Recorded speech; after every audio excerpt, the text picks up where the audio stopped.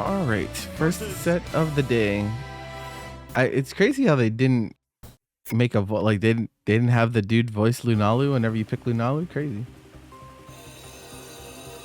Oh, for a second I thought Basu got Narmaya, but that's actually Tux that got Narmaya.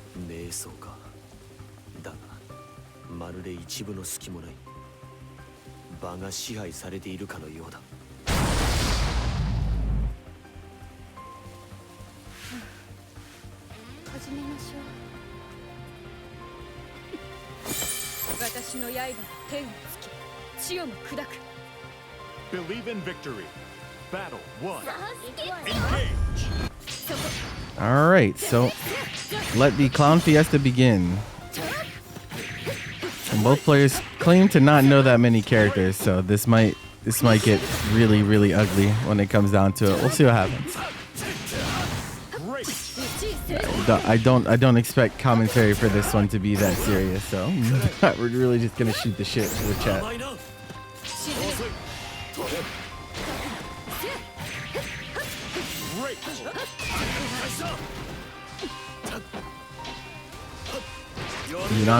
Lunalu just has a hard time keeping herself together when Sandalphon's on the screen.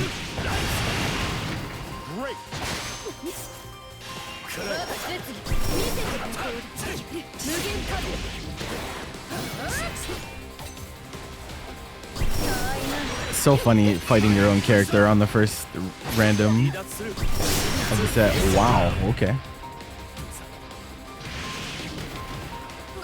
Okay. Battle 2. Engage.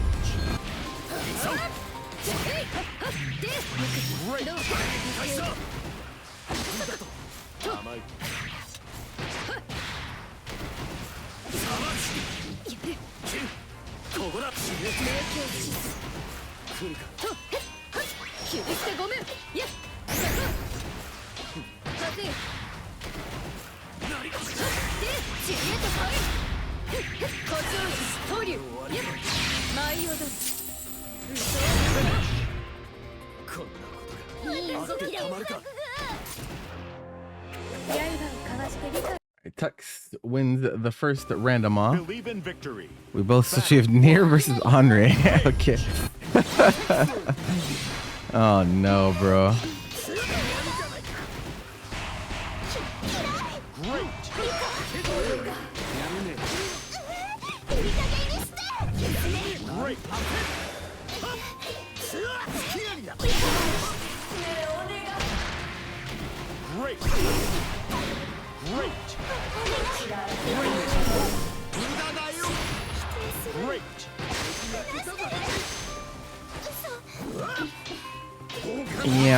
Yeah. There's gonna be some Clown Fiesta stuff going on here.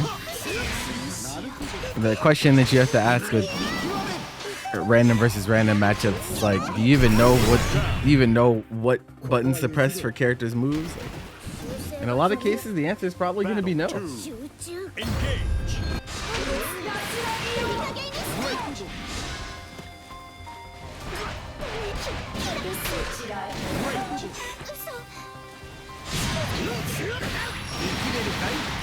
But Tux was given 2 characters with a parry, so yeah. At least he feels at home with that option.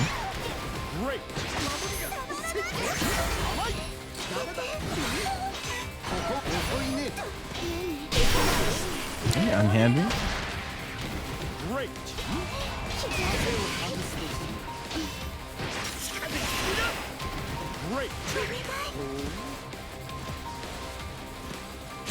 Really low on life here. Okay, we decide to deploy the mids.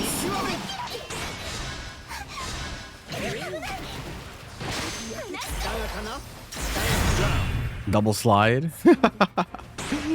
Lord. Battle 3. Engage.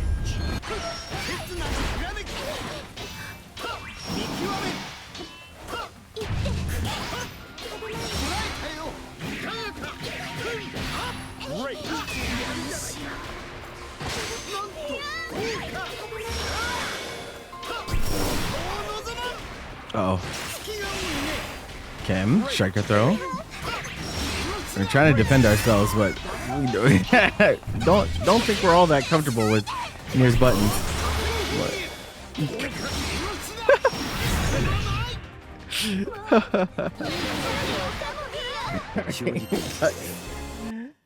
Two straight.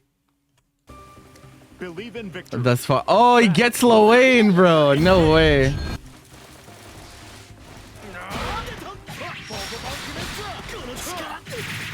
No way he actually rolls Lowain. The third. That's brutal. Unfortunately, Basu doesn't have much of a chance on this one. Is it random exhibition match? Or are they both rocking the Lunalu pick? Not everyone today is going to be playing random. These two just agreed to it. So. And Tux rolled his main on the third roll. So yeah, this third game is going to be over pretty quick here. Okay. Unfortunately, we don't know the combo afterwards, so.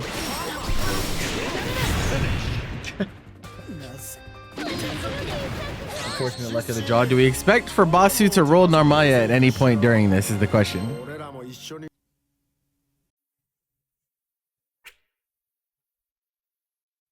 Or Beatrix, or 2B. Those are the three characters that we kind of know Basu for. Avatar, Belial, Vakala. Okay.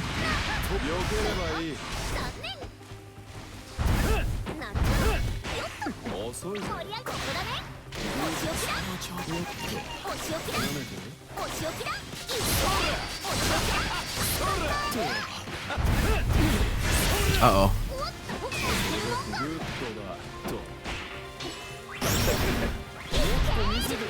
Okay. Tux playing the first character on his lineup that doesn't have a parry. Feels a little bit uncomfortable using an actual DP. Throw punish for whatever reason. Could have just killed him. Wants to give him one more chance. All right, the Vakala pick seems to be working out for the time being. Battle 2. Engage.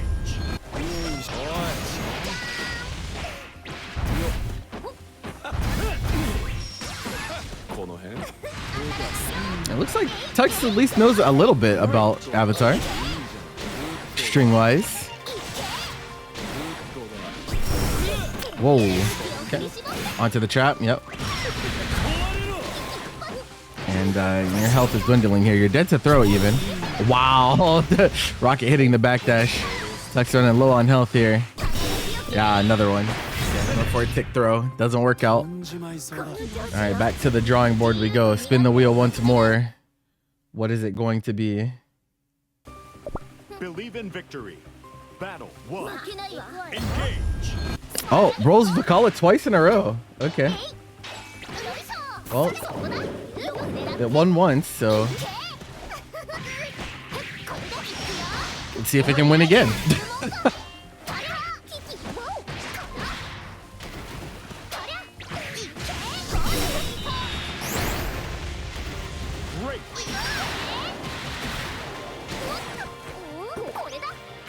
Oh no, the air stall actually ends up getting you hit. We're gonna basketball combo.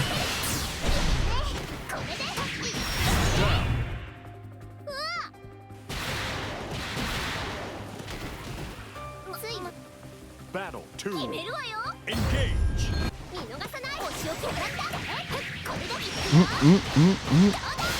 I don't know why we didn't take the combo there, but probably because Tux doesn't know. It'd be like that sometimes. Whoa, dash up DP. Maybe was trying to fireball.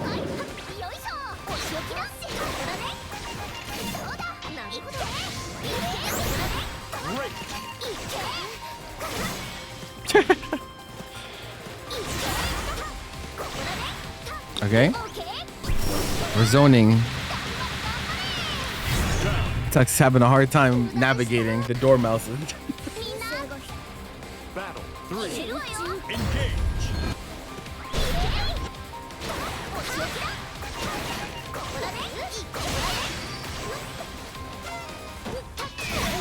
Bro, that move is hilarious. You like never see that shit pressed. And the jump grab. Throws him out of the corner though. Oh, close H counter hit. Trying to cash out with Eureka.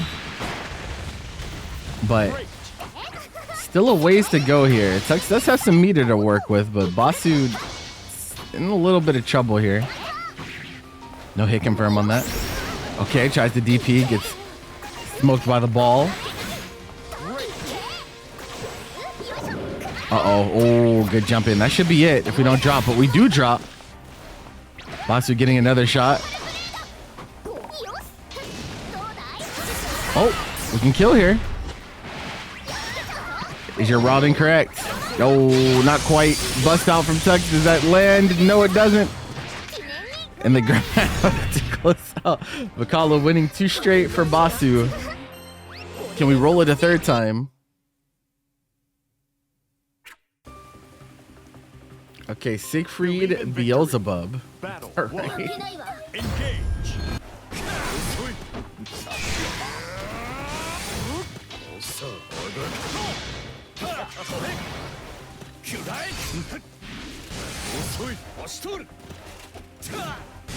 Oh God. Ah, chat.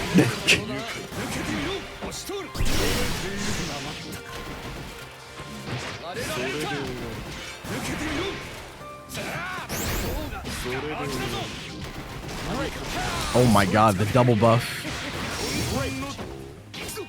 Murderous intent.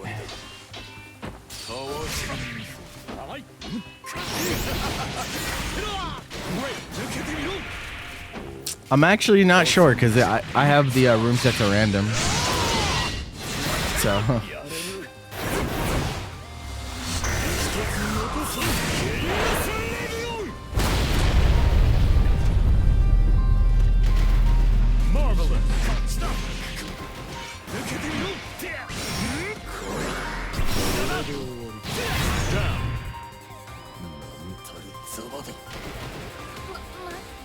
Battle 2. Engage.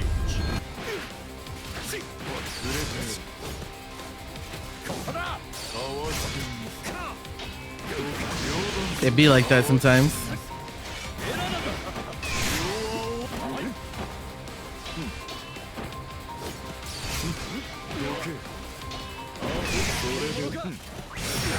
Oh, nice dive kick. Oh, doesn't do EX though, so doesn't get the combo.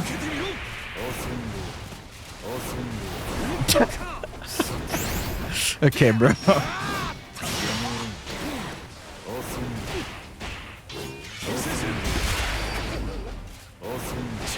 Jabs are being pressed.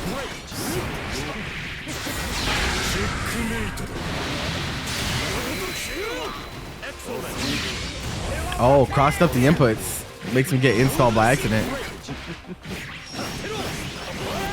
You can kill. Oh no, you have to jab there. But it doesn't end up mattering. Alright, Tux extending to 4-2.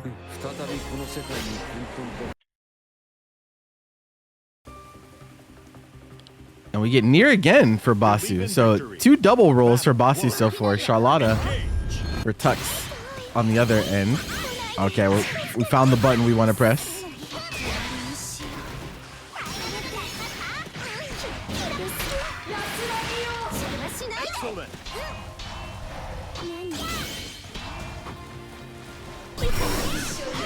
Okay, I like the attempt, but a little off on the timing.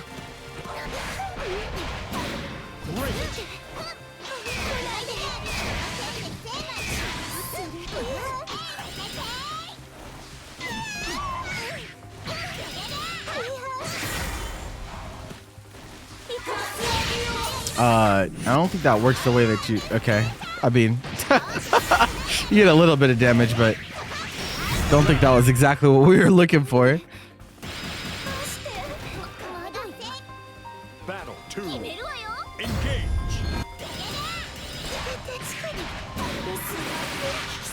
Tux definitely trying to make the most of his special moves by pressing them repeatedly.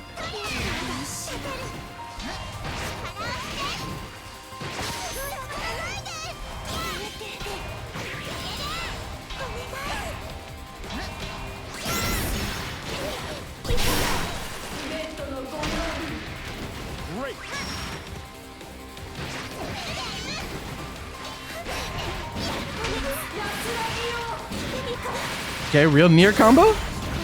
Okay. Wasn't sure if we were going to see any of those.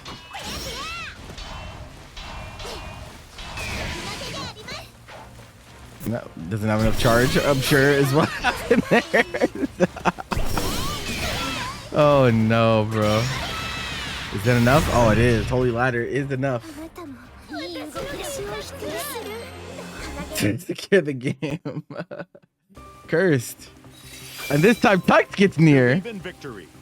Battle 1. Has passed the character over to Tux. Basu getting the Lancelot.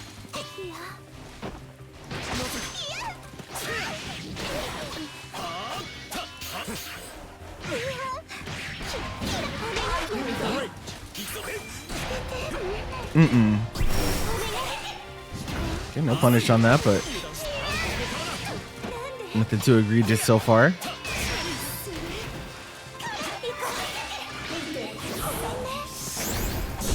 Nice. Oh, no combo though. You can see the gears turning. Like, we're trying to figure out how to make these conversions work, but obviously if you don't practice the character, it's very hard to pull something together in the heat of the moment.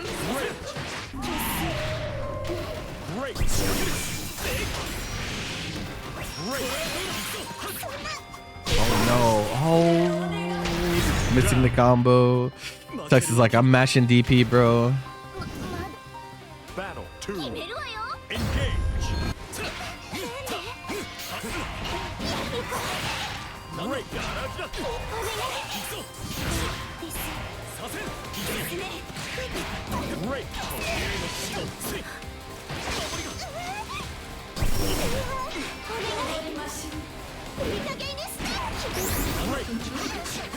Oh.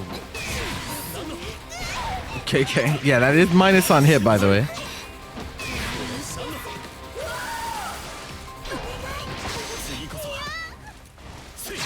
Oh, too far back though, right? Oh no. It is there in time. Paks winning a lot of these matches on reversals. Noticing a trend. And okay, Nier again, the third Nier roll for Basu. I don't know, bro. This is a little sus. Did you have Nier? Did you have all of your characters selected on the Lunalu rotator? Paks getting Vakala. There were a decent amount of Lowain players that also tried Vakala for a short time, but I don't know if Tux was one of them.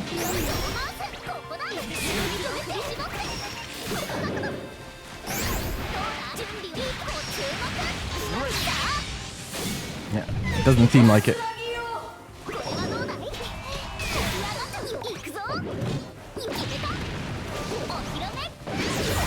Oh no.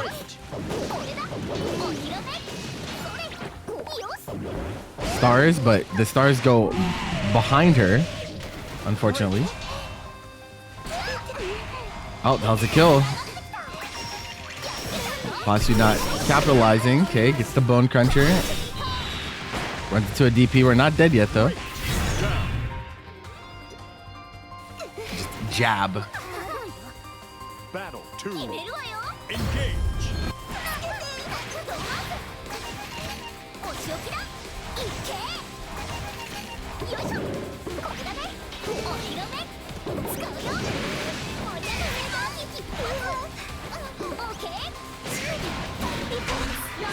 Okay, get a real punish here.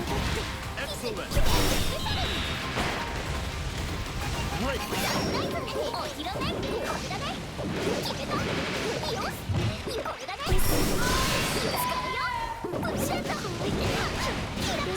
Lord.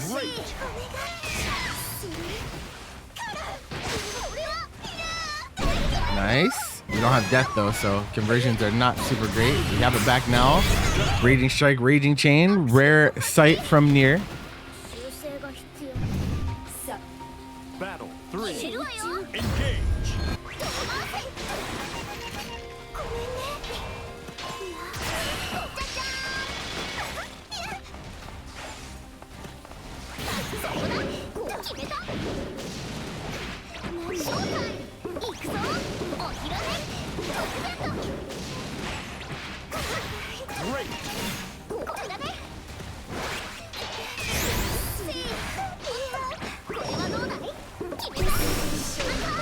Okay, get to run in off the ominous turn, but this is Tux's meter, and you know he wants to DP, bro. He's been sending these reversals throughout this entire set. We accidentally install. Oh no! Oh no! A disaster to be sure for Basu. The wrong super was chosen, and thus will end the set. Random, but these are open exhibitions that I host every Saturday. You can type !exhibition if you're interested in playing. They are open to anyone in NA with a wired connection. As we get into our second set of the day, we're gonna have Paks going up against NepGear. Both are kind of in the learning process for this game, so I thought it would be good to put them against each other this time around.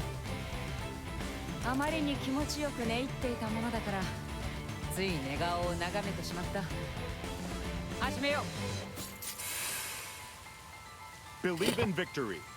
Battle 1. Engage. Okay. So Cat versus Anila. The issue, of course, for both of these players is since they're in that learning process, they may not be as ready to use the strong tools in the spaces that they should all the time. So it might be a little bit of a dogfight, but we're here for it. Oh, doesn't get the cross up. Okay, second DP from Paks. Survival instinct, tried to get the 5U, but the cheat was there already. Too fast. Battle 2. Engage.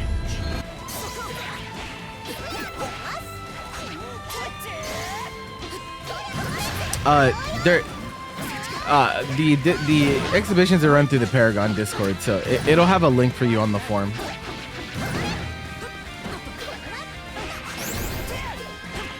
And I give you the roll once you're in there. Oh, okay. The neutral jumps are coming out. Okay, that was what, 3 or 4 neutral jumps in a row. We finally land. Okay, it's not quite enough.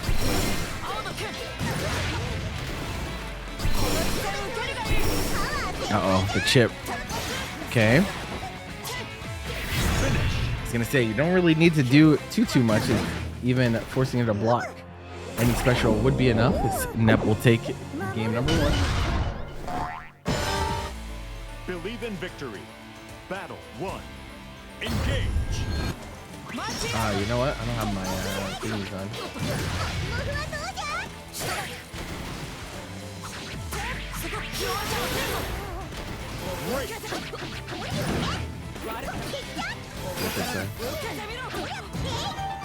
And Paks releasing a little bit too late on these 5Us.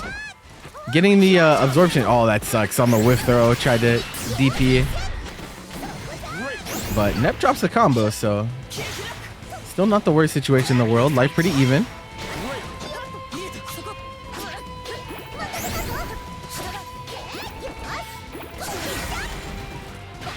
Uh-oh. That might actually hit. Oh no, unfortunately not. But Nep's slow on the punish. Paks gonna get another chance.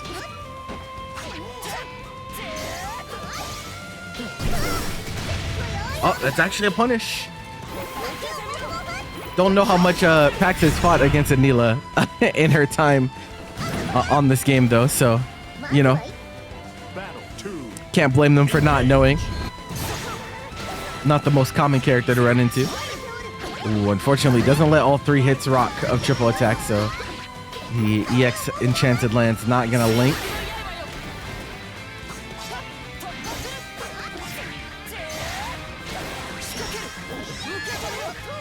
Okay, actually good spacing on that one. Oh my god, full charge 5U, but doesn't get the combos a little bit far away.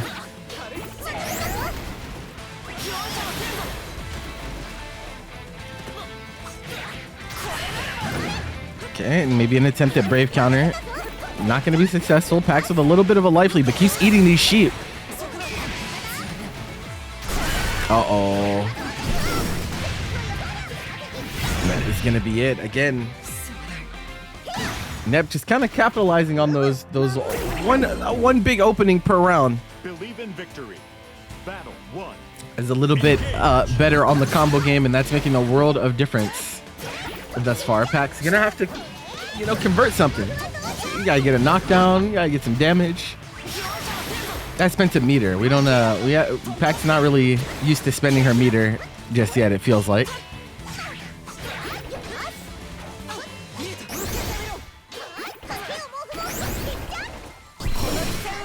Okay.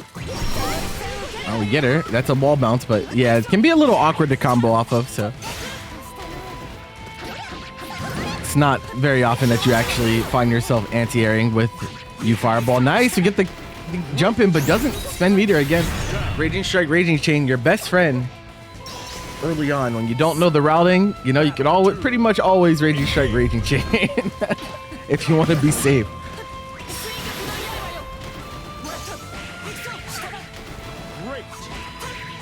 Okay, Nep getting a little mixed at the moment.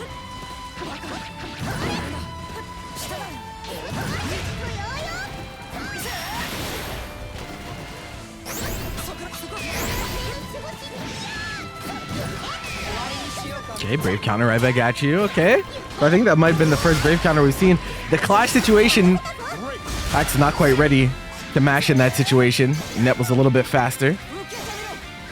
You're in a little bit of a precarious position here. Okay, striker throw.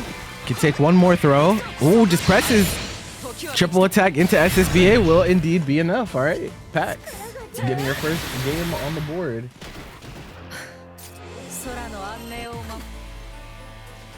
Believe in victory. Battle 1. Engage.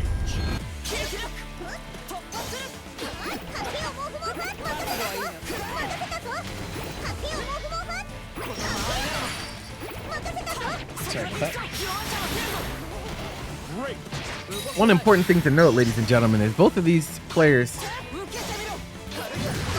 are very much frequenters of this community. So, you know, whoever wins not going to let the other one live it down for a while. They're going to be hearing about it. Okay, nice DP. Oh, not going to go on that one. Oh, yeah, but it does have a third hit. Nep not ready to block the third hit or spot dodge it. Okay, nice block on the DP, and that is a punish. And the round.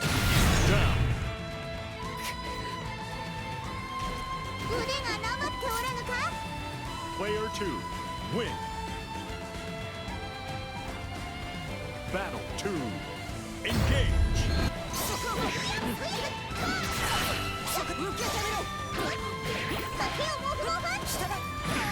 What the hell was that? Holy. Phone just started doing the craziest shit ever. Right, we get corner trap situation. No anti-airs really from either. There has been a lot of jumping on both ends.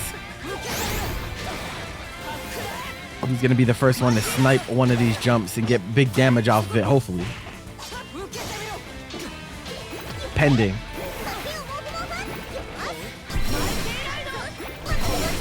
Okay, trade.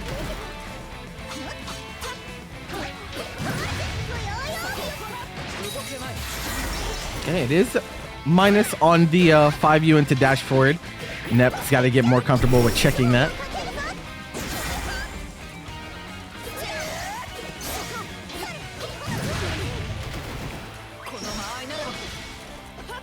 Oh, that was the most awkward trade ever. Then we mash out the SSBA and it works out for Paks.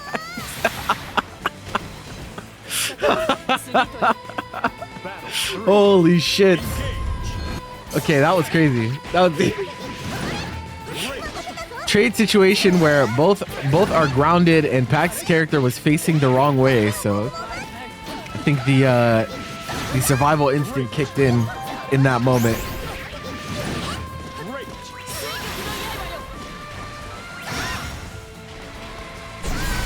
Okay, and we get a big counter hit this time, waiting it out. Nep finding these counter hits when it really matters. Believe in victory. Battle 1. Engage. Paks got to get a little bit more comfortable playing defense.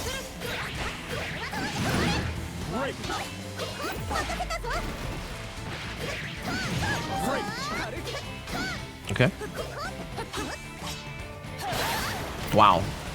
LDP.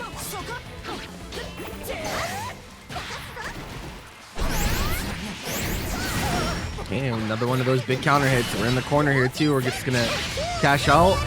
Raging Strike into the super. It is indeed enough. A real combo from Nep. Battle 2.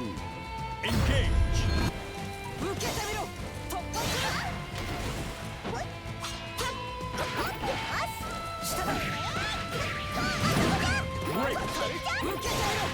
Hey, we'll actually take that trade if you're Paks. Oh, doesn't get there in time to punish. We're seeing a lot of JL from Paks. Cat's go-to jump in JU is kind of heinous, so would definitely like to see that used a little bit more, but it's working out for Paks for the time being. Has Nep down to 1 crystal. Okay, this time we do check the dash forward. DP in return though, keeping that corner positioning. Are we gonna see a bust out from Nep? Nothing just yet. Any hit will do it here for Paks. Yes, it is still plus in that case. Battle 3. Engage.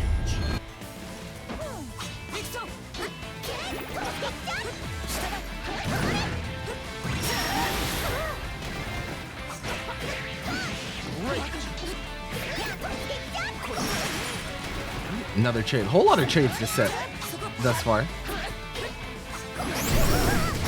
Okay, to you into you sheep is a good amount of damage. We're pushing her back further and further. Paks big life deficit on this round. But here come the Pierces once more. Playing right outside that punishable spacing. The chip does stack up on these as well. Okay, we super, but we're not going to get full Annie on that. We do vacuum Anila into it though. That was really funny looking on the 2U. Okay, Paks on cooldown for a while. Doesn't have stab or fireball. Yeah. Why does it do that? It's because if they didn't do that, then there'd be situations where you hit someone with super and then they fall out and you get full punished even though you hit them.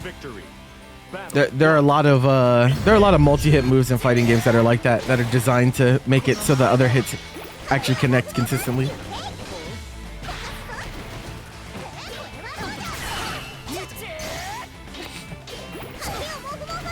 Gran and Jita being, they got their DPs fixed to do the same thing. So calm down there, mister.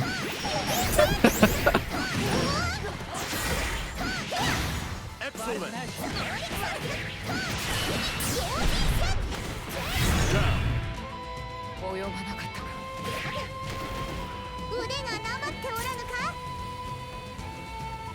Battle 2. Engage. Nah, they needed that. They definitely needed that, bro. Them getting 1 hit of DP and then getting punished on hit was pretty cursed, bro. I'm not gonna lie. Great.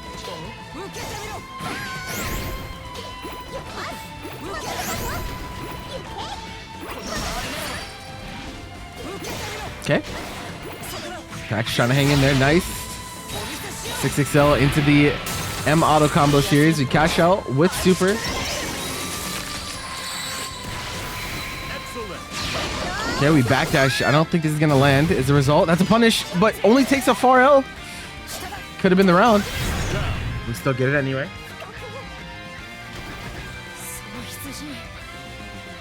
Battle 3. Engage.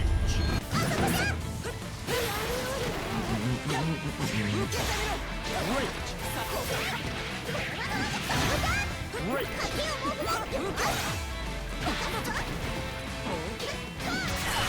Oh, okay. We challenged before the Raging Strike even comes out.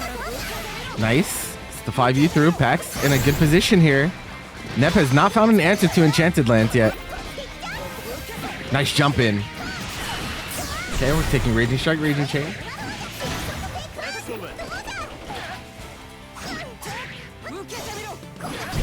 2U. Yep, combo in to the U sheep. Nep been pretty consistent with those. Improves to 5-1. Paks still has some time to adapt. but is behind. Believe in victory. Battle 1. Engage.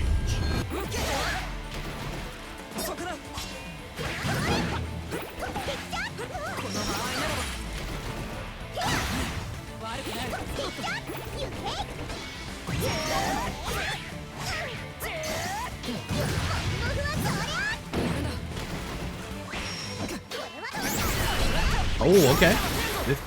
Again, Nep going for that Raging Strike, but Paks ready with the press. We're not holding that.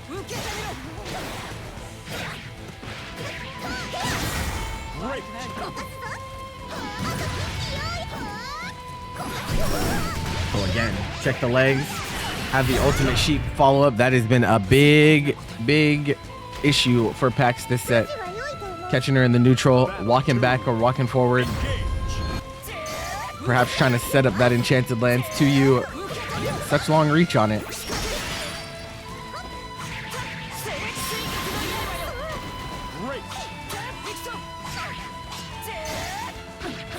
Damn, that is a punish from that close. You do have to be careful about the spacing on those enchanted lands. Oh, DP off the mark. Not gonna take a combo here. We're in a little bit of trouble here on Paks end.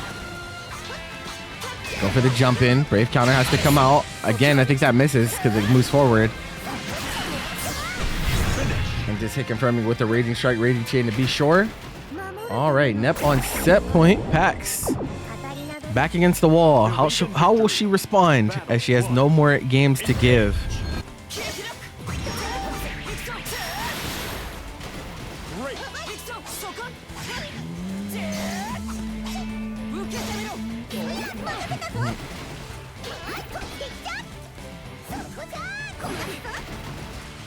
I told you, both of these, well, you might not have been here whenever I said, both of these players are very new to the game.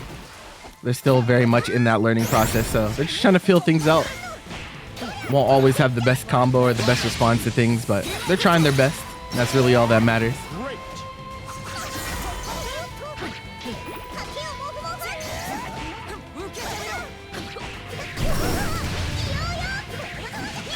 Okay. Uh-oh. Can Paks find her way out of the corner? Life's pretty even on both ends here. The throw, it's not enough. Pixel life left. DP comes out. Oh, and the UDP from Nep. Hitting the extended hurt box on the fireball to go to set point.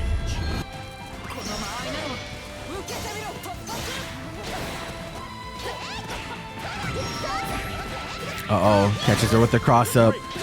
Nep in a great position here. Striker throw starting to come out. Another throw. No escape. Whoa.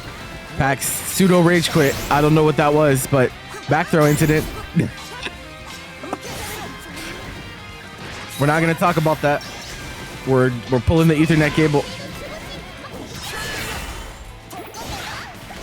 Oh, gets a trade, but...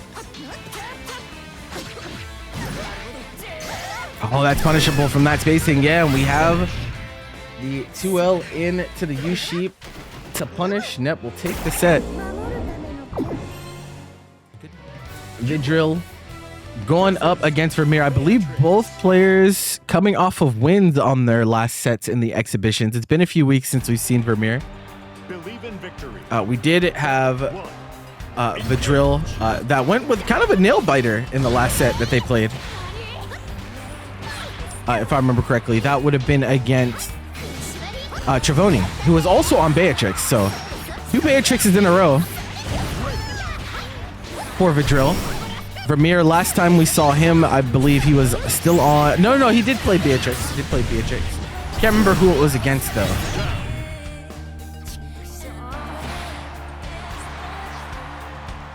Battle 2. Engage. Let's see. Last Vyrmyr appearance was week number 10, and he was up against Meister on the Beelzebub. So.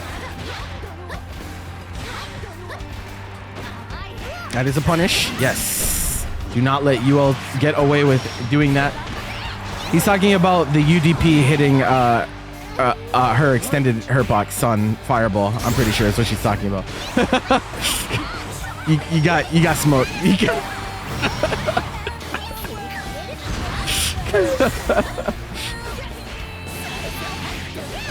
Meanwhile, Vidril getting that offense started out the right way. Believe in victory. Battle 1. Engage. No. I said for Vidril, not poor Vidril. I don't feel bad for any of you.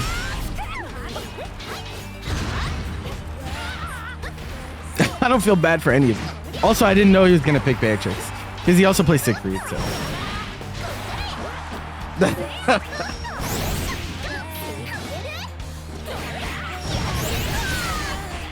Alas. Carla, thank you for the follow. Thank you for the support on Paragon Line last night as well. It's good seeing you over there. But Vidril absolutely rolling right now. Vyrmyr not able to keep up with the Yuel offense at the moment. Will that change? Well, we have 7 games to work with, so we will see.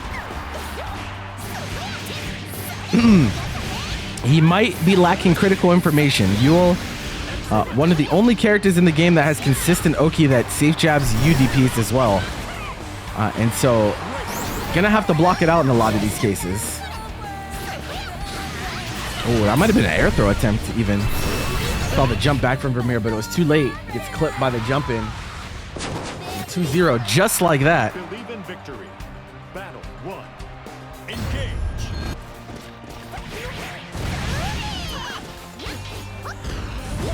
Oh, gets anti-aired by the Garen. That's so tough. The overhead comes through. Oh, too early on the throw though. Still in throw protection.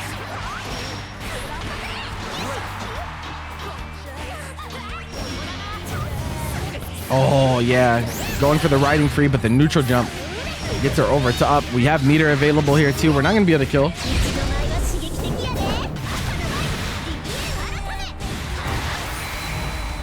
Beatrix danger zone has been activated.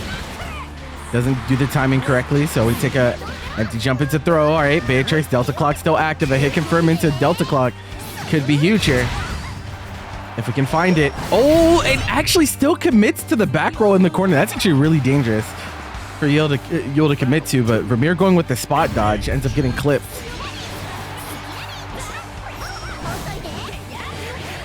And we're looking to try to snipe out these flips now, but jump back not going to be the answer. Striker throw. Blocks the overhead. That's a punish.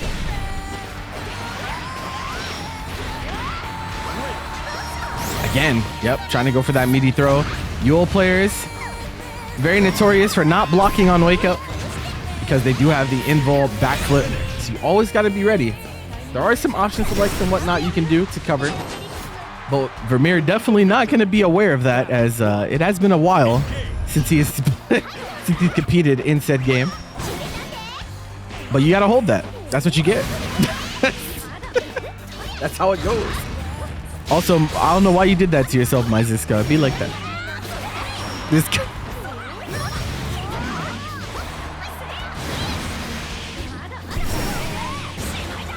Okay, get a free cross up here. Yep, Jail's into the low. Vidril not blocking their legs. Oh yeah, tried to tech throw. Dash up into neutral jump.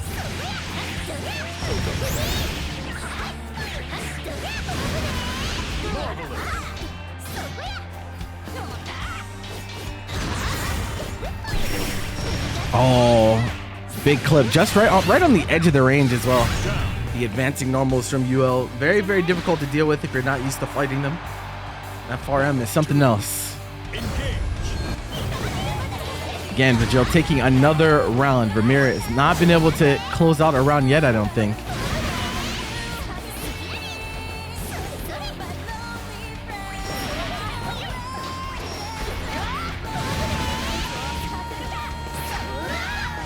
Okay, gets the air throw. Safe jumps on the DP as well. No, you can't. That doesn't work during tournaments because, like I said, I already know chatters think that they're funny. So sound effects don't work on exhibition/tournament overlays. So yeah, say goodbye to your channel points. That's what you get. Yep, again, that safe jab on UDP. He does not know. He lacks critical information. Vidril improving to 4-0. Victory. Battle 1. Engage.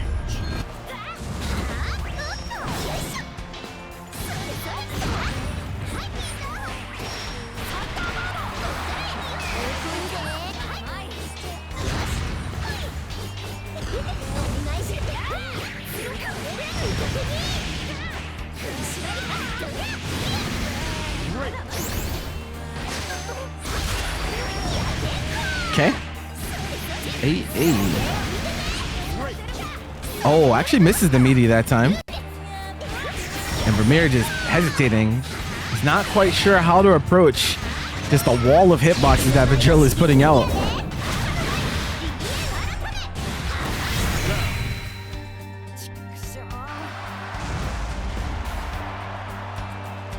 Battle 2. Engage. Okay. Trade, nice. We low profile the jump in this time.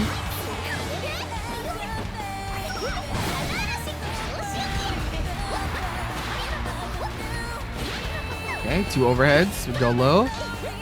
Still chilling. No, not really much usage of Brave Counter from Vyrmyr either. I think that would also help him a lot in these situations, but I haven't seen it much yet.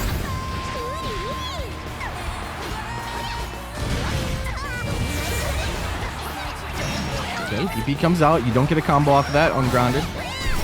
Okay, UDP absolutely doesn't want to hold that. Empty low. Still got a long way to go here. Delta clock going to be spent on this combo, so not going to have it for the next one, even if you get the hit here. We have seen Vidril commit to the backflip in the corner. Oh, goes for the air throw again, but I would love to just see an anti-air from Vyrmyr. Hasn't even seen an attempt at 2H this set yet. And that should be safe. Don't overcomplicate it. All right, we get around. All right, Vyrmyr trying to fight his way back bit by bit. These are hard fought rounds though. 3. Engage. Okay, nice check with far light. Okay, DP. Okay, Vyrmyr playing way more aggressive now. He said, you know what? You want to hold forward? I can hold forward too. I am Beatrix after all. Uh-oh, gets staggered. Close light, close H. The classic. It's gonna hurt. Trying to jump away. Another UDP comes out. Not afraid to rip these DPs in the slightest.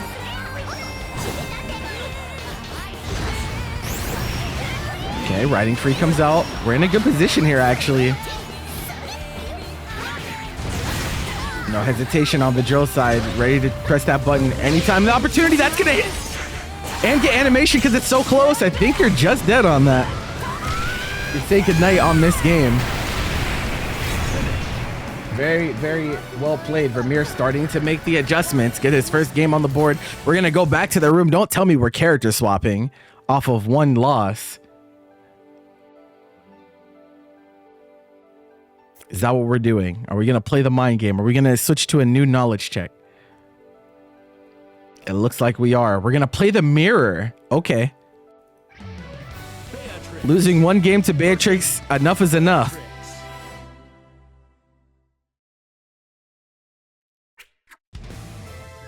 Believe in victory. Battle 1. Engage. Funny enough, this might not end up playing out the way that I say it does, but I think that Vyrmyr would be more comfortable in this matchup. Beatrix, much less of a knowledge check character. Probably a character that Vyrmyr is way more used to running into as opposed to Yuel. So I don't know if this will really work out in Vidril's favor, but we'll see. Oh no, yeah, you started as an airborne starter there, so you do have to cut your combo a little bit short. Doesn't get hugely punished for it though. Nice, jump away. Oh, went for the fireball. Gets jumped in on. That should be the round.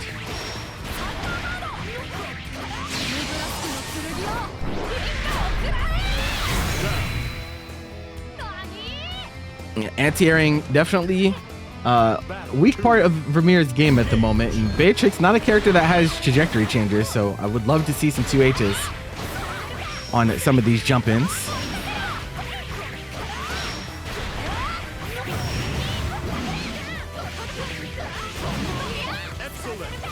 Oh, too early on the throw. And the mash from Vidril again. And we're not blocking. we're not blocking. Let's see a bust out here soon. And spot dodges the riding free. Still ends up getting punished. Raging strike, raging chain on this one. Clash. Oh, tried to make it work with raging strike, raging chain. Not gonna be. Oh, RPS. Gonna give him a free knockdown here. Okay, okay. He decides to take raging strike, raging chain instead.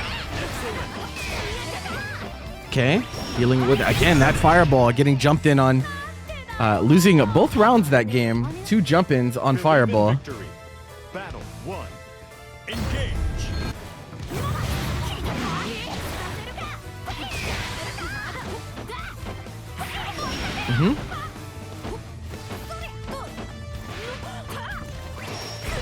Plus range.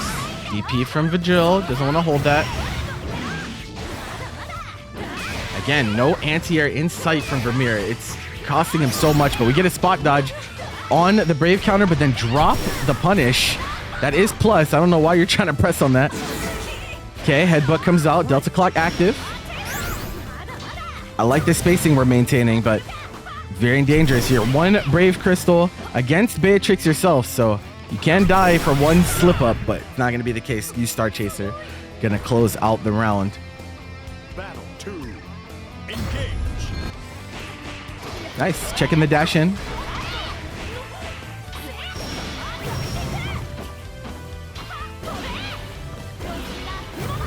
Nice. Grab for out of the riding free. Vyrmyr maybe getting a little bit comfortable here. Seeing a lot more confidence from him. It's going to be a full combo. We have 100 meter available as well. We do have to cut short because of... Okay. I think he missed his super. He might have did SSBA input instead of SBA. And he didn't have SSBA, but it's not going to matter. The riding free to close out Vyrmyr's second game on the board. Vidril, are we going to stick Beatrix? That game was very convincing. We're going to stick it though. Battle 1. Engage. Okay, let's see if we can make the proper adjustments. Again, looking for that riding free and neutral. He said, you want in, you got to do it the hard way. No shortcuts. We're DPing a lot, though. We are not blocking once more.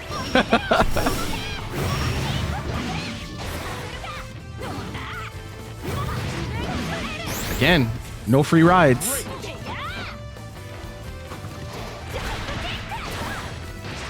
Okay, dash up command throw. Do we have Delta Clock active now? Are we going to look for it? Oh, that was so awkward. His DP input gets crossed up. He gets you Thunderbird. And again, Vyrmyr with these just having so much trouble with jump-ins. DP off the mark and gets punished for it. Vidril is taking to the skies repeatedly, and we're not seeing even an attempt. We're seeing like air throw attempts, but bro, just press 2H, you're Beatrix.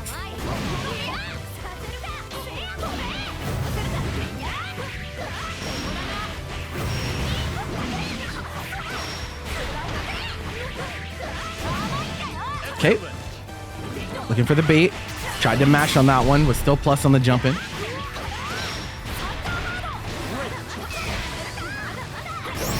Okay, trying to maintain that corner positioning. That fireball was meaty as fuck. I want to check how plus that was. Nice check.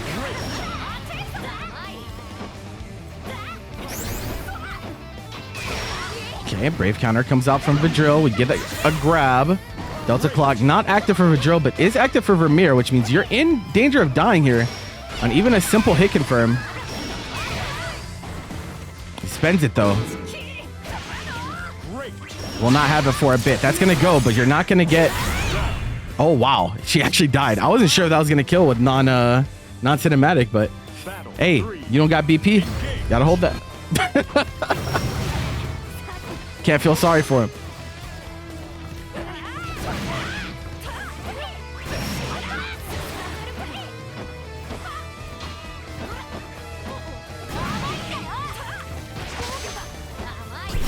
Oh, the punish on UDP. This is huge for Vidril.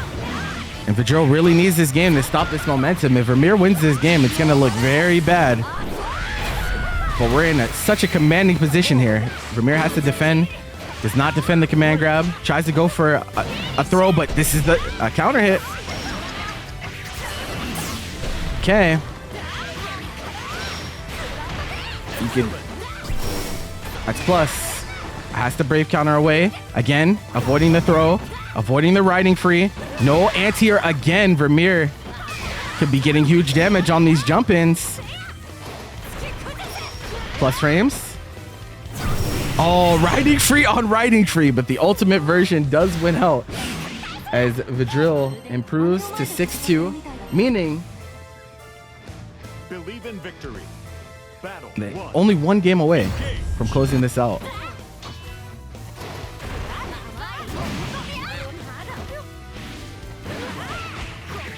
Okay, fat jump in.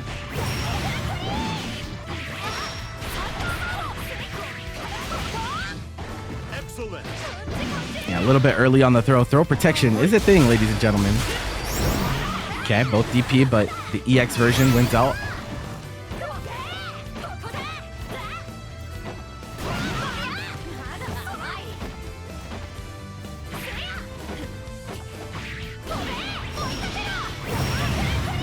Okay, frame traps with the riding free. Again, these jump ins.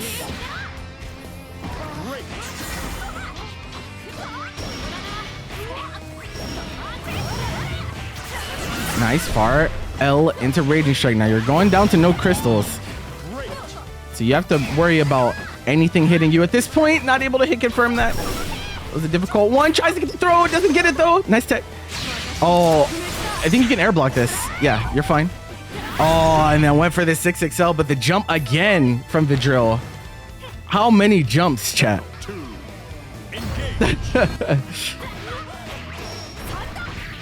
That sucks.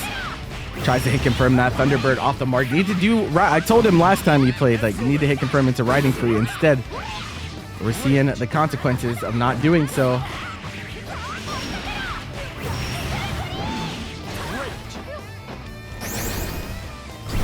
Okay, nice. 6XL stuffs out the 50 meter. We get a slowdown punish here. Now, if he did close H into close H, I think...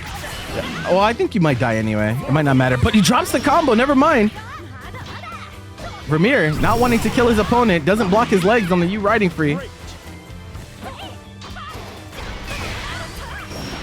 Okay, catches Vidril trying to escape the situation with the H fireball. Back and forth we have gone this set. We're still ready to grab these riding frees in neutral. Another jump.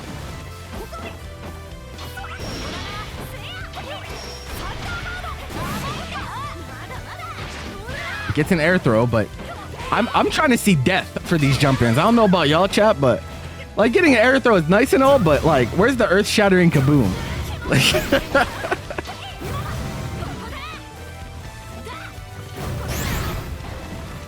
oh, no. Okay, no hit confirm on that counter hit riding free. Crystals are a little low here for Vyrmyr. He's betted on DP, and he is right. So he will not die just yet. He spends his last crystal on this conversion, though. You better make sure you keep your Oki tight, because any type of wiggling will spell your doom. Oh, should recover. No. Not this time. Air throw again. Maybe a little bit of tunnel vision, but Vyrmyr gets another game on the board, and Vidril can go back to Yuel at any time, but is hard committing on this Beatrix. This time grabs the run-up. Tried to DP, ends up getting fireball.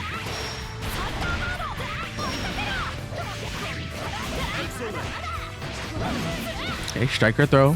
DP is available, and we sniff it out. It's gonna be a clean round unless we don't hit confirm into our combo here. And he gets reset there as well. So this is gonna do much more damage than it would have otherwise. Thought him mashing on hit.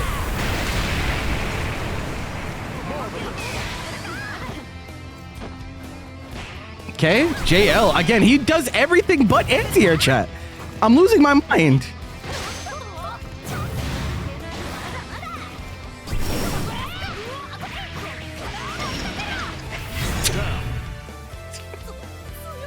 Does everything but just 2H his opponent. It's crazy. Battle 2. Engage.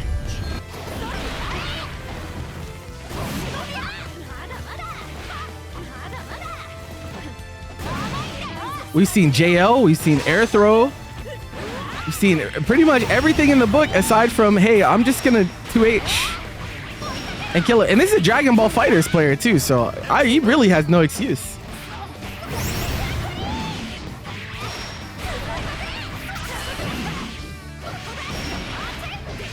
No, that's combo limit. Yeah, you have to do link route if you want it there. You're still plus though. And the DP from Vidril gonna get punished. You can actually kill here. We have Fireball. Link DP. There you go. Chooses the right routing. Rights his wrong from the drop before. Needs to win this round to stay alive. Yep, checking the legs with the riding free post landing.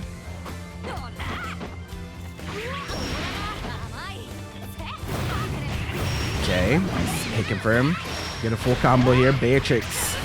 I don't know about that spin though. You don't build the meter in time. And again, combo limit kicking in. Doing a little bit too much. Exactly what Vidril needed too. Okay, UDP, we get a free cross up here. Vidril's not been defending well on those either, so he decides to brave counter.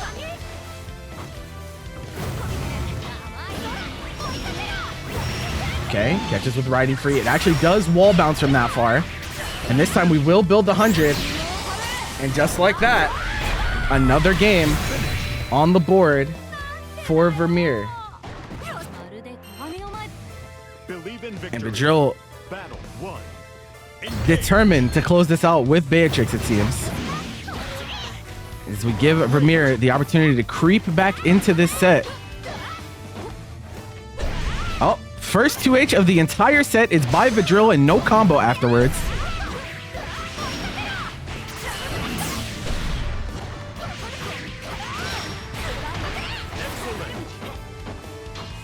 Trying to keep those strings tight. I like the spacing we're maintaining right now. Very difficult for Beatrix to counter poke herself in these situations. That shouldn't go. Spot dodge through. Punish with Farum into riding free. We have the super available, but we're not going to need it. Another clean round for Vyrmyr. Battle 2. Engage.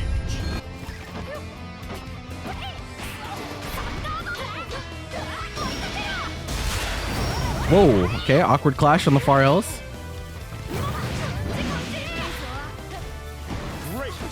Isn't it funny how he's so consistent at grabbing riding free, but he can't 2H a jump in? Insane. Taught this kid better.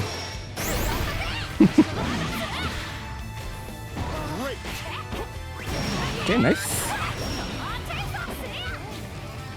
Pretty even on life here. Whoa, we tried to grab the H riding free. I don't know if you want to mess around with that one.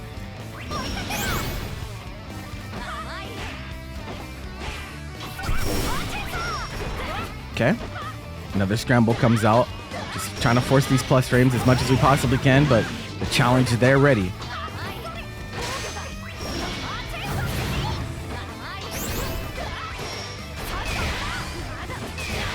Okay, brave counter on brave counter. Command grab comes out. Whoa! Oh, he gets to the other side. Oh, but Vidril drops the combo. That was a kill? Delta clock. Blocks it. That's a punish. Basketball combo.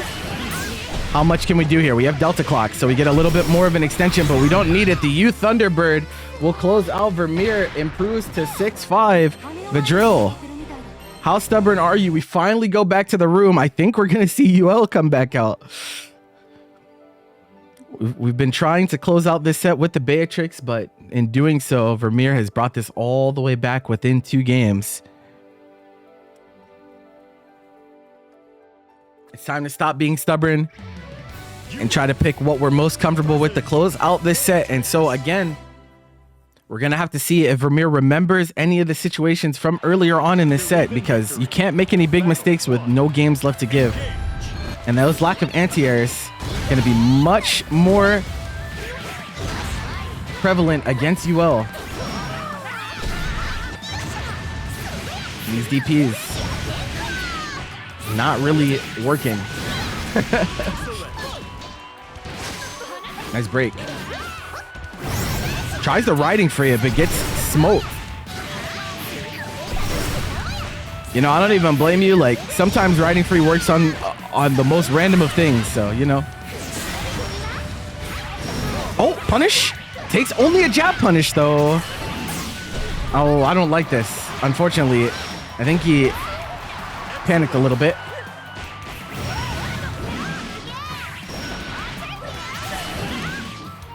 Do we make it there? 100 meter.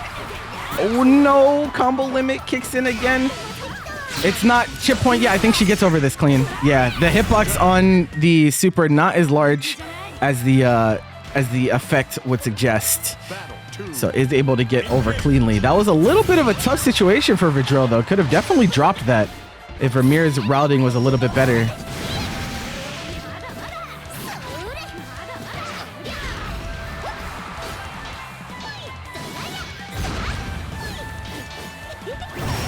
Okay, this time we do it early enough that it does win out. And these neutral jumps, again, Vyrmyr has been so dog shit at dealing with it, for lack of a better term. Sorry, I'm harsh on this guy because I've been teaching him for a long time. So, in previous games, he hasn't played this one that much.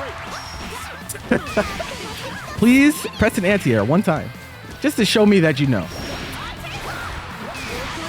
Vidril trying to press this advantage though. We have 100 meter available, only one crystal left though. It just eats the jump in, and that's Beatrix. So you're dead here if we choose the proper routing. Are we going to though? Link DP should have done U version instead for the extra damage, but the meaty close light able to close out. Vyrmyr 1 round away from sending us to a decisive final game. Who would have thought that this is where we'd be after how the set started? It was 4-1 for Vidril on the Yuel. Went to Beatrix. Now we're back to 6-5. And now Vyrmyr might be able to take this next game on the Yuel to force a final game. Okay, riding free gets underneath. The 6XL hits meaty. 100 meter available here. Should definitely take the crystal. Okay, just goes for a safe jab, question mark, but doesn't actually safe jab. Nice fix. We have super, but it's too high. And he goes for throw, I think. No, you can't spot dodge that. Could have just blocked. Okay, no crystals left for Vyrmyr here. Oh, nice catch on the back roll. Brave counter from Vidril. Has crystal advantage. No anti-air again. The DP though, the ultimate DP. No safe jabs allowed. We're going to the final game. 6-6, and you're locked in on Yuel here. You can't go back to the mirror. This is cinema. What's it gonna be? Vidril started off with this set so incredibly strong with a huge lead. Now back against the wall as you take the first hit in this last game, and neither player's defense has been that solid this set. Both wiggling a lot, willing to take huge risks on DPs, and both punishing each other pretty hard as well. No, again, combo limit. You started airborne, so you don't end up getting the combo in that case. A little bit of a break here for Vidril. But you know, the crazy part is that RPS doesn't work because I don't think Vyrmyr knows Yuel frame data. I don't think he knows that that's -4 and therefore didn't go for the punish. And so DP just comes out and Vyrmyr's blocking. Truthfully. Set point here for Vyrmyr. 1 round away. Who would have thought? Vidril finds themselves behind.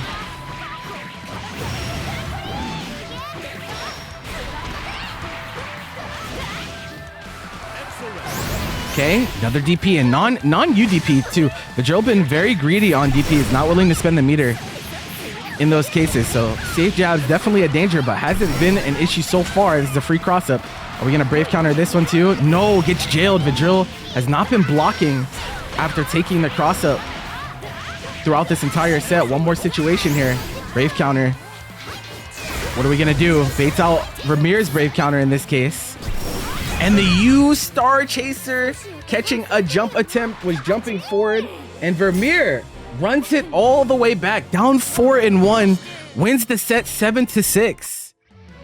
Narmaya versus Lowain.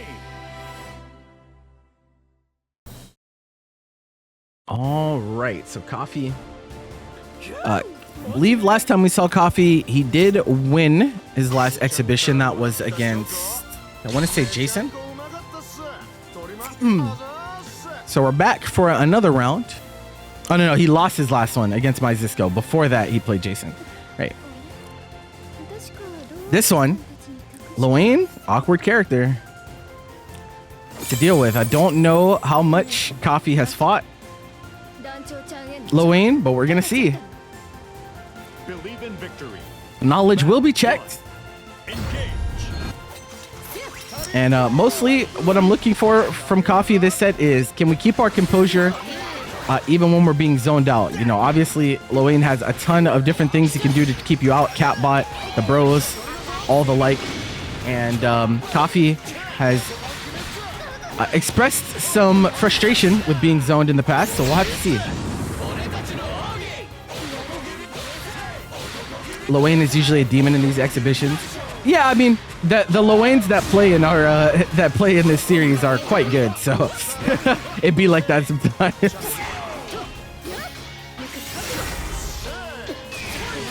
Okay, takes the brave counter, and the thing is, like, whereas you can get away with being patient against a lot of zoners, especially if chip isn't a big factor.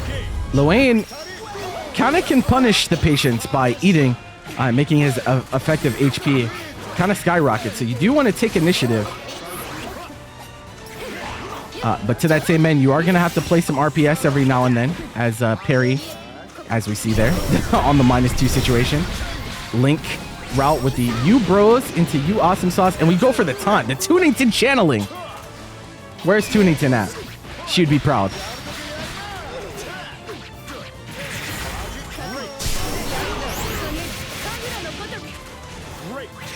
Okay, nice. Get a solid hit here. We're going to carry the corner. Not close enough for a combo, but now we get to see it. Can you deal with HPA? Doesn't fall for the spot dodge fake. That's a -6, but yeah, that's the thing. Lowain can space to be -5 in those cases, so you want to be really careful about making those attempts as JrJam takes game number 1.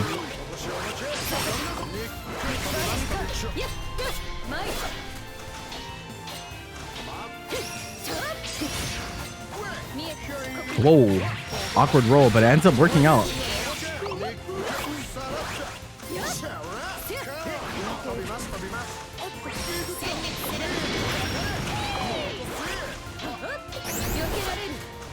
Okay, nice.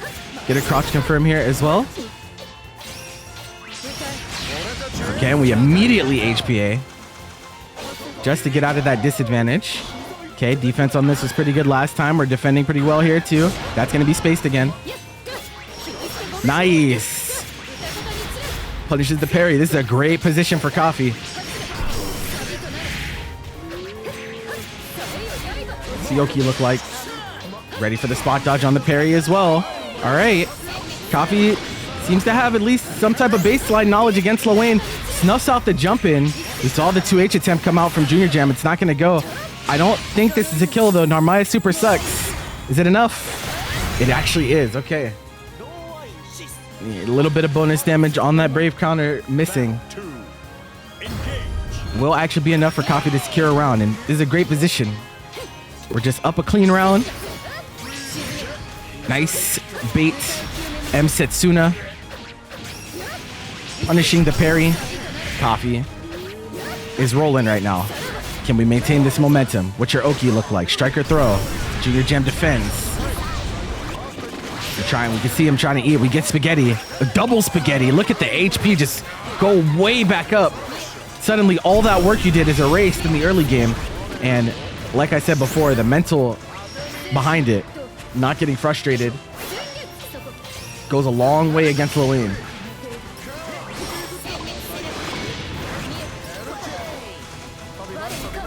Okay, you do want to be careful about 668. It is a counter hit combo starter.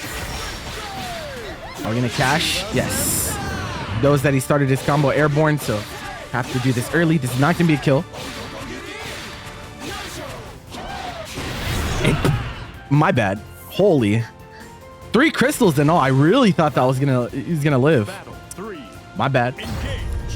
Yo, that was a lot of damage. This guy hurts. That combo was cut short because airborne started too. That was pretty crazy. Oh yeah. 668 with the Catbot missiles behind, allowing for that combo. I'm gonna see parry come out. Okay, yep, Bone Wheel, something that Lowain is more than happy to trade with. Nice trajectory change with the U Moon Flip. And we decide to spend here. I don't know how I feel about that, but the double Brave counter, because we know that we have a super available. We're gonna do dash up HPA. No, we get a throw. He has to super here, but he doesn't meaty. Coffee doesn't meaty. If he meaties there, the game is over. Instead, now you have to play Mario Party. Are we ready for this? It's not enough.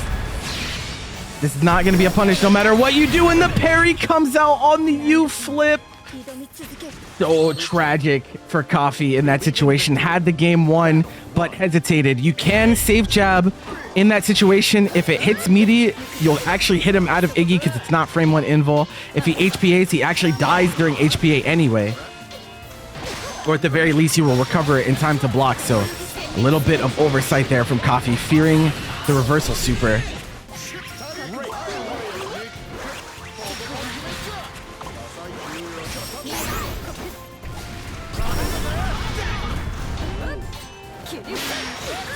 Yeah, really slow on that, allowing for the full combo as well because you hit her airborne, and we're just eating in her face. The BM. Parfait comes out. Look at the meter just go up rapidly. And that's what I mean by the mental game of playing against Lowain. It's like you're fighting this guy, he's healing, he's getting a bunch of free meter depending on the RNG, and not tilting, so important.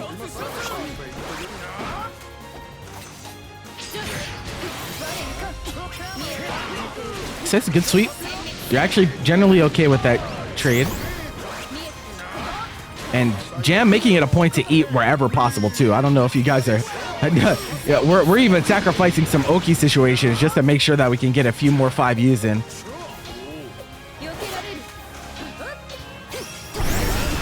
Yep. Trade gonna be in Lowain's favor most of the time on the Bone Wheel.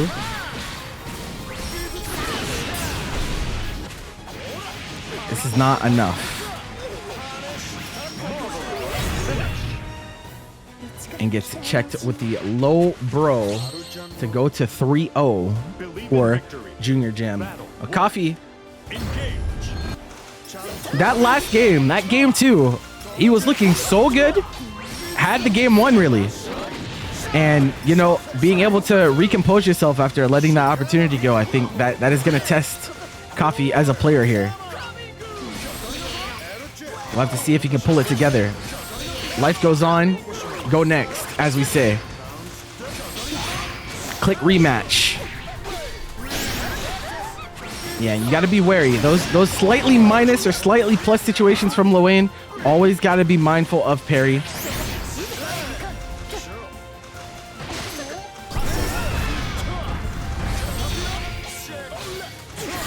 Yeah, and so Awesome Sauce can be spaced in such a way that he has advantage. Okay, we get a moon flip. Raging Strike, Raging Chain. We're just trying to corner carry here. I agree. I agree. Are you ready for parry, though? You are not. And HPA comes out, and in chip scenarios, it becomes much more back-breaking as the knee slide catches her on her back dashes. Battle 2. Engage.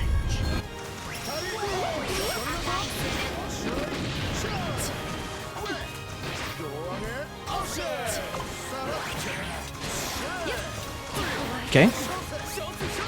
Yeah, and getting that throw. That is like one of the scariest things about this character is Dealing with the strike throw as a bro or missiles are coming. One of the more potent mixes that he has in his arsenal, as JrJam will basketball his way to a 4-0 standing. Believe in victory. Battle 1. Engage.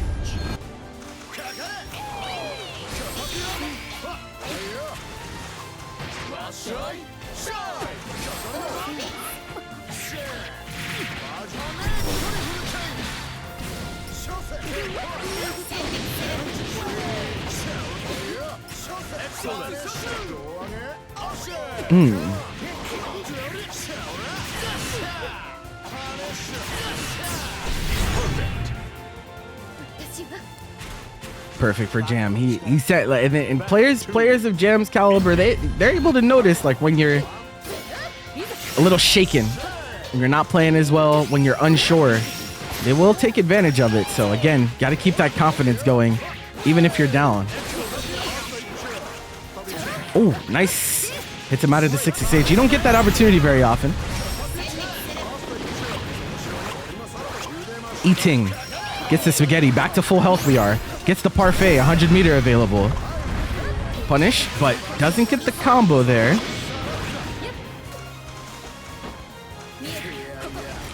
And JrJam at this point trying to eat his way back to a perfect.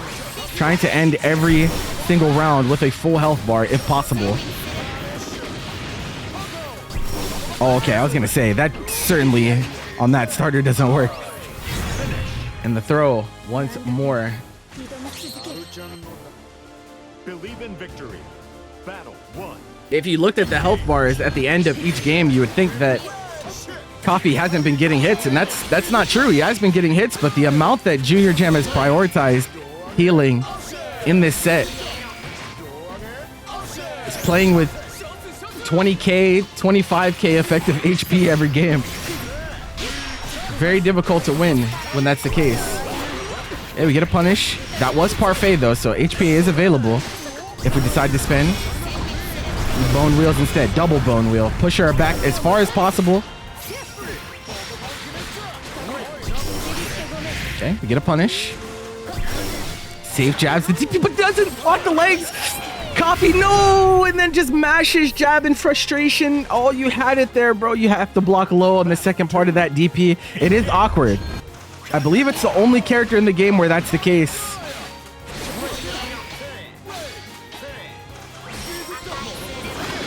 Yeah, knowledge has been checked.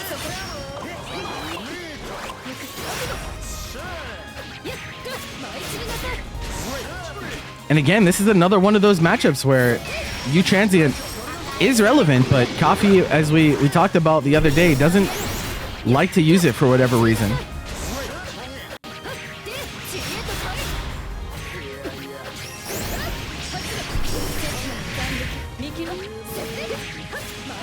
Okay, Oki time. HBA comes out, you're gonna recover in time, but not ready to block the legs afterwards. Okay, and here we go. The eating begins once more. It's lunchtime. Yep, slightly minus. We're gonna go for the parry. Gets the throw, it's not enough. Chip point. Yeah, just waits patiently. Backs up just to see if there's gonna be any type of DP or anything like that. JrJam now on set point. Coffee has had moments of brilliance this set, but hasn't been able to pull it together enough for a full game. We did see him get extremely close, but no cigar. Okay, nice. Checks with sweep and ready to block the bro afterwards too. Good awareness. No anti-air attempts either. There we go. The U-Transient gets through the bro, gets through the bone wheel and switches sides, putting JrJam into the corner. That's exactly what I mean. But it is relevant in this matchup. The first time we see it, and it works out beautifully. Okay, grabs him out of the sweep. You do have one crystal here, so you do have to worry about HPA, but sweep into you awesome sauce.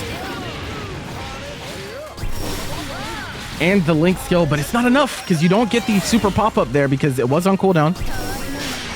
And again, ready with the parry on these flips. Parry, of course, unblockable, so there is no safe jumping it.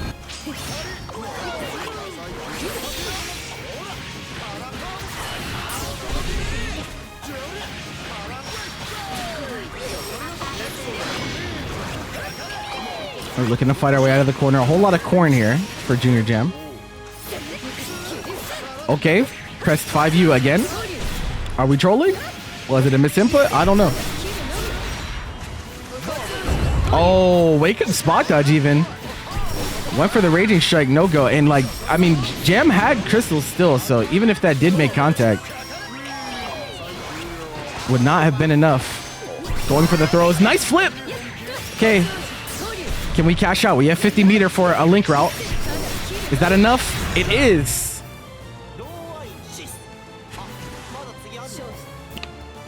Okay, Coffee fighting back.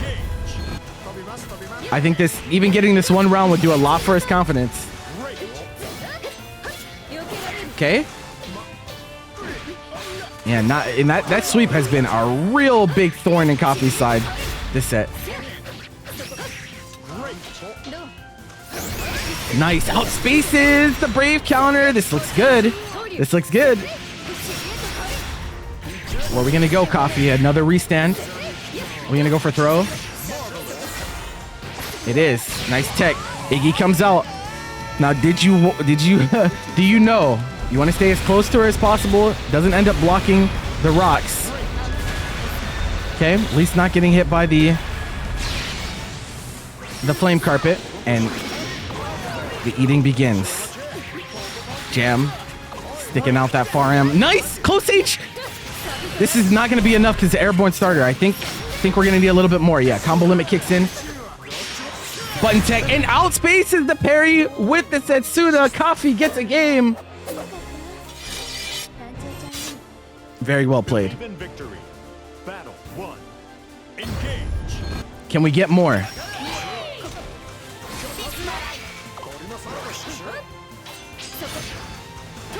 That means there's been no shutouts today so far, right? Yeah, I think that's right. We're continuing.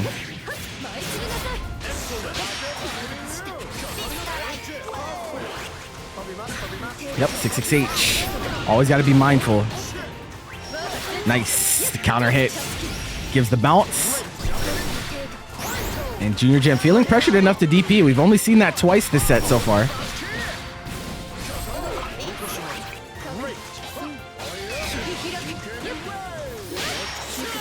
Oh, okay. Transient causing a little bit of an awkward situation. I don't know if either player knew what was going on there, but yeah, you want to be careful about reaching in these situations. Like, you're chasing Lowain, but because of the nature of his backdash being a run, he can space very well to punish you in those situations. We have SSBA available, but I do not think that this is going to be enough either way. We're going to have to play one more situation, and you are going to lose corner here as well.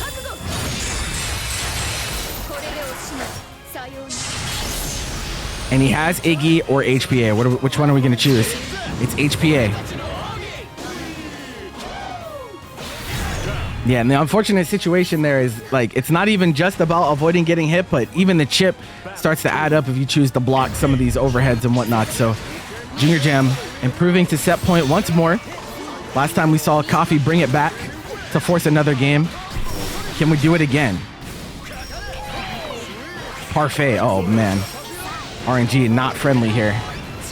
Throw comes out. Okay, nice Brave counter. Puts him into the corner. Not ready for the DP. He goes for a flip. That was kind of crazy looking. I don't know if that was intentional or not, but Jam will close it out. That was so weird looking. Yeah, it's not frame invo. So you can actually just media it and then see what happens afterwards. They changed that in 1.5, I want to say. I think it was 1.5. They changed that. All right. Set number 5. Lord Blue has had some, bro. I think Blue overall has had the best sets in this exhibition series. I swear every set that this guy plays has been down to the wire, very back and forth.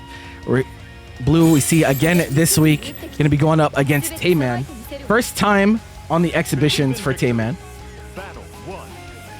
Looking to improve in a bunch of different ways, and so we throw ourselves into the fray. Let's see how this set goes.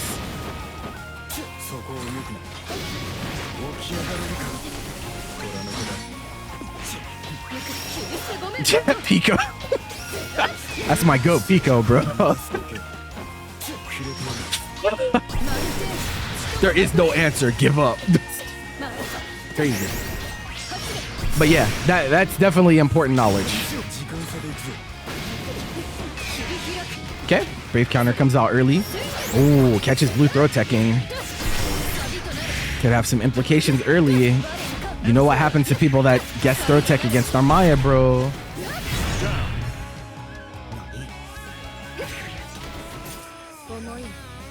Battle 2.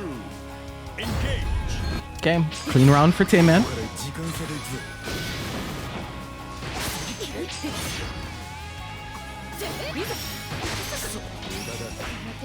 Oh, nice. Nice check.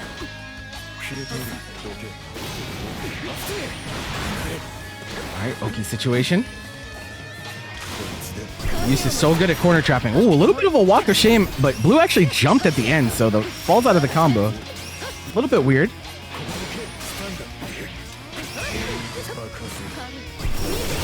Oh, flip on the Flemek, but no combo. DP comes out. Nice. Eustace 6XL. Don't let them fool you, all right? Don't let Insurgent, Blue, Phonics, don't let any of them fool you, bro. Eustace 6XL is actually heinous. that shit is crazy, bro. That shit always reaches. Uh oh, back throw incident. Puts out the U rat race. Oh, nice. Tried to jump away, but it's kind of large, bro. Yeah, hitbox is kind of you can't do that.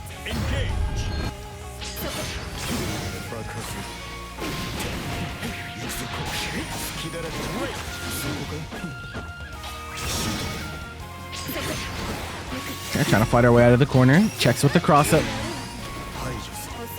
Oh yeah, I don't like these spot dodges on jump-ins. I'm not a fan of that from Tayman.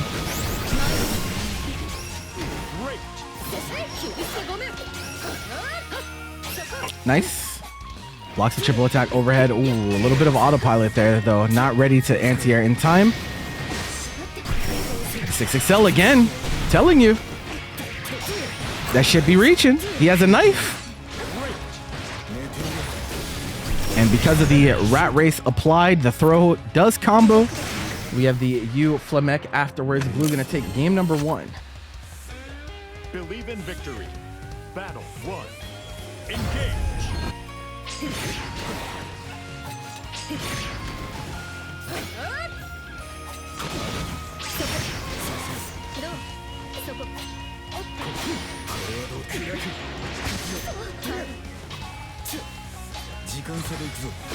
Yep, Blue grenade +2 on block. Nice spot dodge on the red rat race, but no punish in time. Striker throw. Nice, close H counter hit. Mid screen, so he decided to take the U Setsuna route. And then meaty low, yeah, Blue catches Blue wiggling, just didn't block low.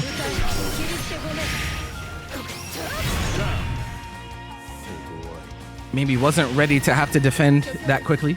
Battle 2. Engage.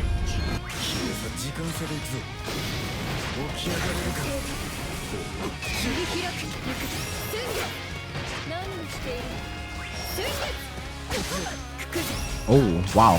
Just sends the Kyoka. That was a little awkward. Okay. You transient coming out.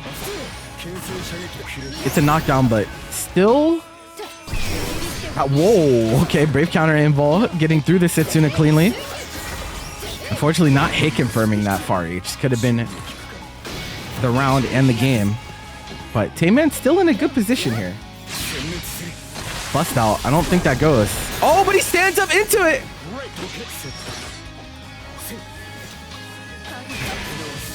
Please do not stand up into the big ass laser that is firing overhead. And then again, we see the U transient beating out the attempt to put out the rat race. Ties up at 1-1. Believe in victory. Battle 1. Engage. You're gonna jump into the laser. Listen, I can't stop you from doing whatever the hell you want, right? you live your best life or die your best death, I guess, in this case.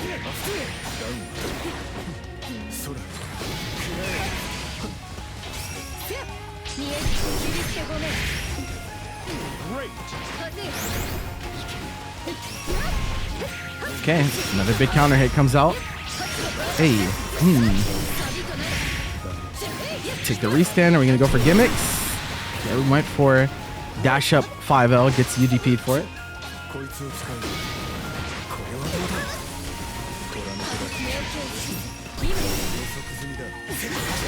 Oh, I like that little delay there from Blue. Didn't take his turn immediately. Catches Tayman trying to steal a turn. And we have meter to work with here. We're looking for it now. We're trying to bait out these transients. Chip point. Roll. Yeah, you have to brave counter. You don't want to get jailed. Okay, another one. DP. Both DP, but because we're in parry stance, I think, is why that one ended up winning out. Battle 2. Engage.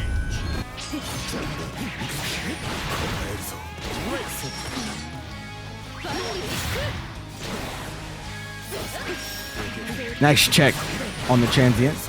Don't want to let her get any stolen turns. In that case, Blue working this corner. Red right race applied. Oh, the brave counter tries to come out, but that rat race was still there too, by the way. That was crazy. We're seeing a lot of roll represented from Tayman in these corner situations. Wonder if Blue will have an answer for it as the set goes on. This is a bad hit to take, though. You're going to be one hit from dying. Throw won't kill. No crystals left for Blue. Tech to throw. Another tech. Chip becoming a factor here. Oh, yeah. You slow kill. Good luck trying to go projectile for projectile with Eustace.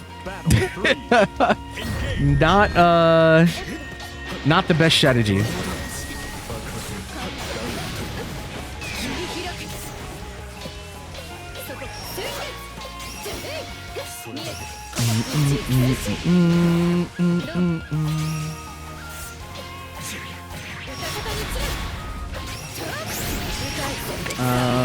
Let's see.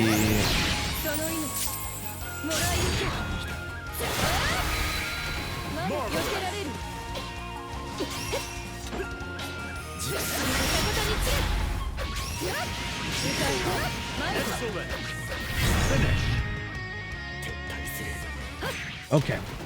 Hey, man. Taking the lead in the set. 2-1. We still got a long way to go. We're playing all the way to 7, ladies and gentlemen.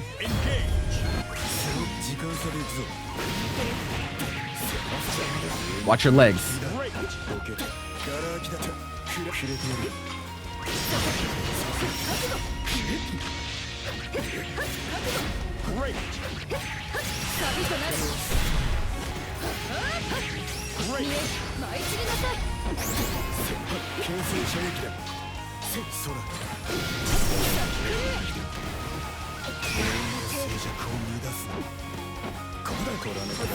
I like the little delays that Blue is working into his pressure, but sometimes I feel like it turns into hesitation more than anything.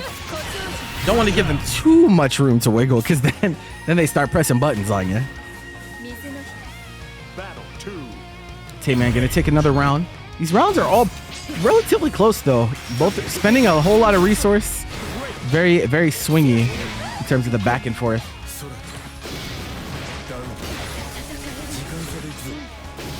Oh, you could have unblockable. In that case, maybe was afraid of something. I don't know what you would have been afraid of there. You flip at the very end, perhaps.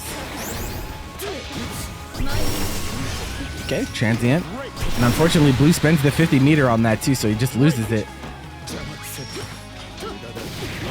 I would love to see... So one of the things that Blue was really, really good at the last set that we saw him play was he was really good at calling out his opponent autopiloting spot dodge in the strings. We're kind of seeing some of that in this set as well. We're seeing Tayman kind of automatically go for spot dodge. And that can be very dangerous, as Eustace can have some very damaging cash outs.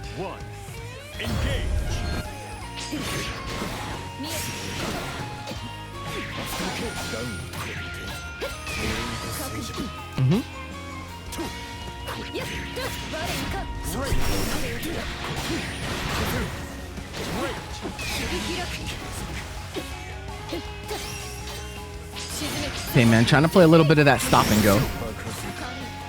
Trying to throw off that defensive rhythm, but mashing on defense.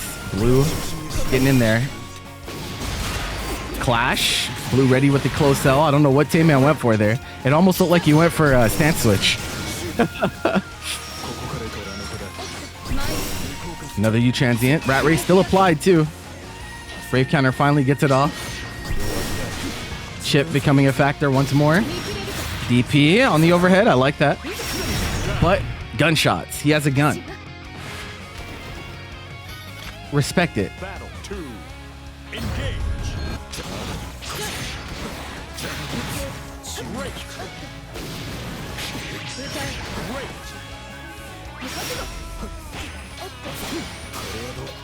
Yep, slightly minus on the flashlight, so ready to press. Maybe try to 2H there, but flip counter hits, but Tayman just drops the combo. And Blue trying to not get DP'd here. We take the throw. I like that weight.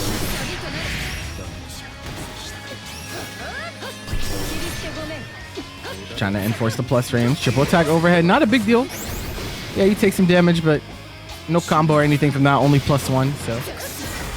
Uh-oh, gets back throw. No, back throw right back at you. Ah, and the triple attack over. That's a classic Eustace mix-up. The ultimate rat race into the triple attack overhead gives full combo as well. Blue Battle 1. looking to tie this up if he can win one more game.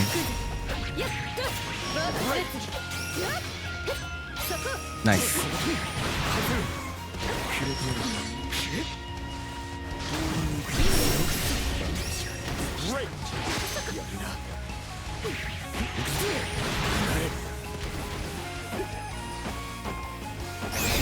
He's knocking on the door. Open up.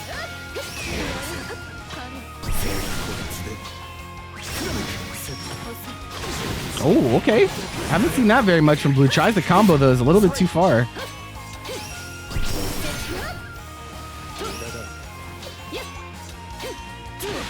Wow, 2H? That was very, very awkward.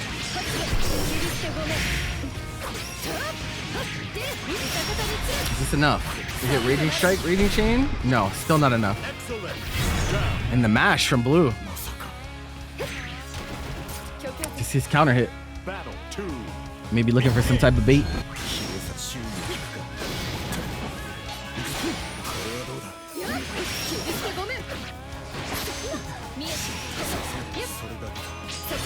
Nice roll. The whiff punish on the Setsuna. Ooh, the DP off the mark. And you lose 50 meter for that too. Blue in a great position here. Corner trap as Eustace. Narmaya has a hard time poking out against this character, especially when she doesn't have 50 meter.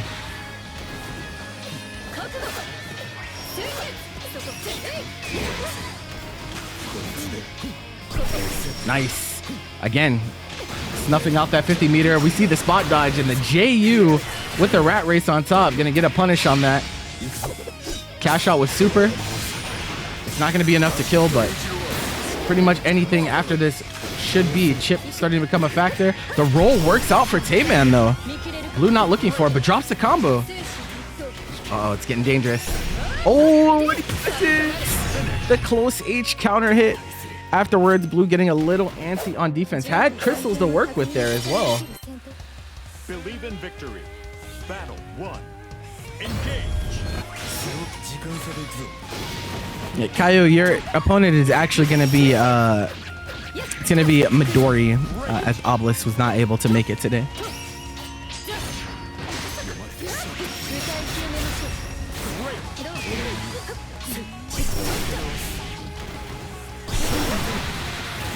Nice.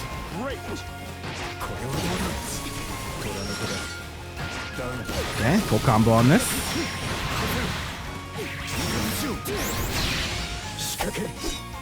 Eight. All right, how's your Oki though? Yep, Brave counter her back into the corner. And we heard the parry come out, gets grabbed out of it. Battle 2. Engage.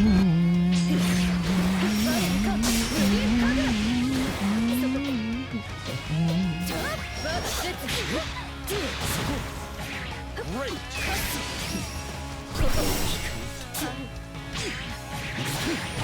Very nice 6XL. Blue starting to get a little bit more of that momentum back.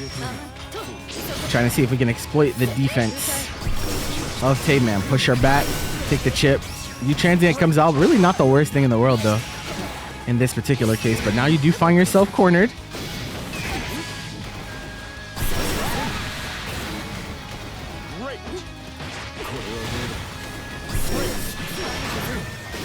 Looking to bait out a Brave counter with that.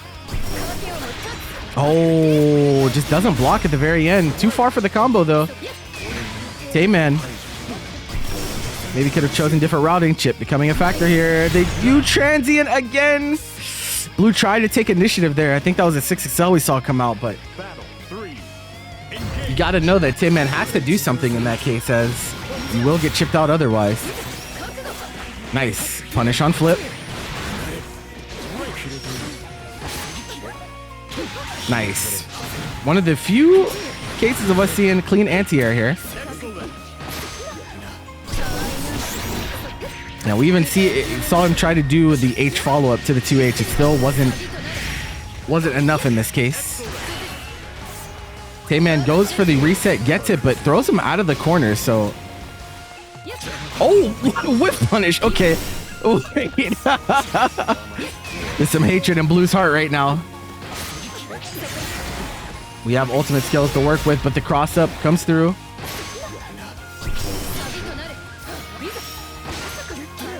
I would love to see some Euphomek from Blue. I think we press, but I think we recover. Yeah.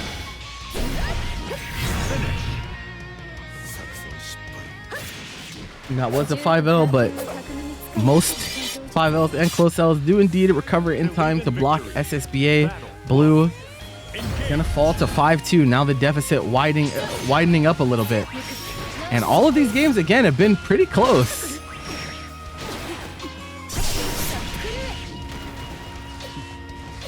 Usually coming down to one or two key decisions at the very end of these rounds. Trying to see Blue work in that roll into his defense a little bit more, but getting grabbed both times.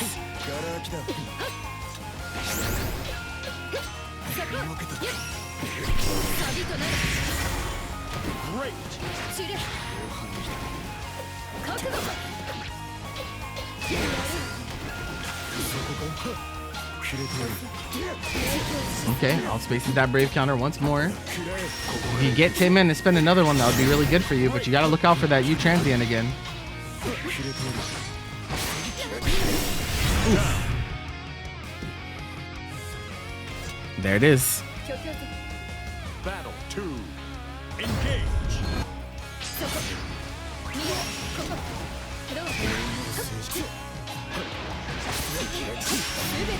Yep, DP coming out early. Wants to stop that aggression as soon as possible. Whiff throw into mash close H. What an option from Tayman. Doesn't get the hit with it.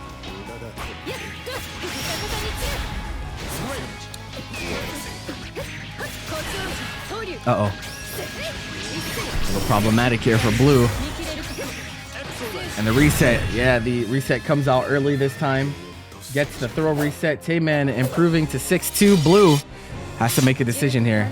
Are we going to stick it out with Eustace? We do also have Sandolph on. I've also seen Blue on Beatrix before.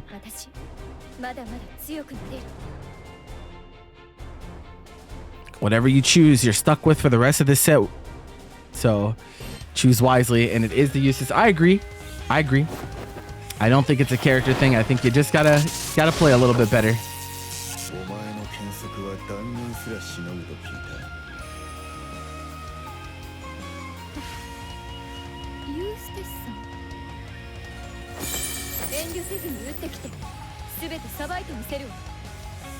Believe in victory. Battle 1. Engage.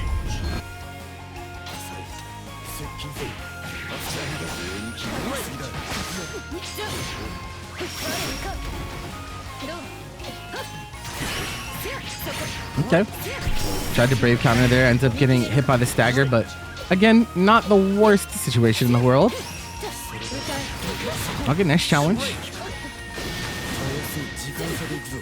Blue grenade, yeah, he runs into that afterwards, not expecting the explosion.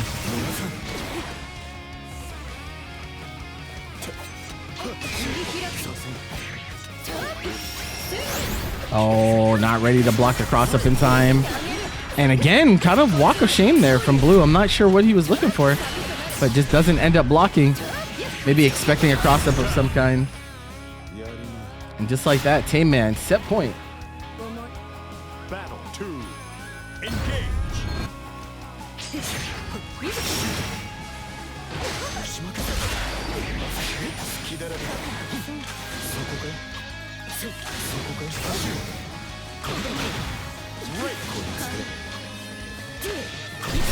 Oh, wow.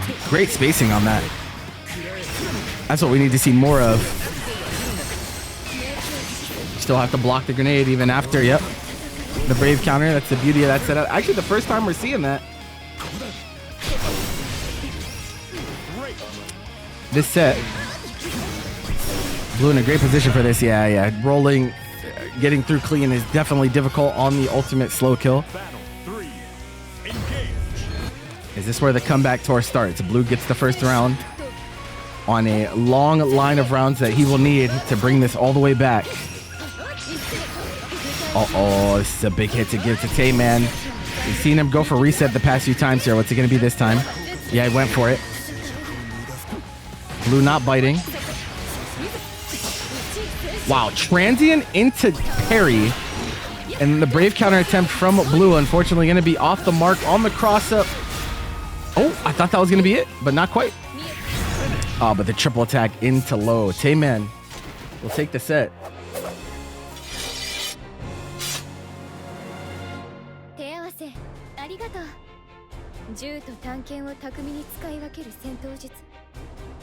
You want Seifon in this game so bad? I mean, like... Alright. So, this one's a little different, because Kaio, we know, of course, for the Nier. Kind of our resident Nier player around here, but we're readying up with the Metera, which I have not seen from them yet, so we're going to see how that goes.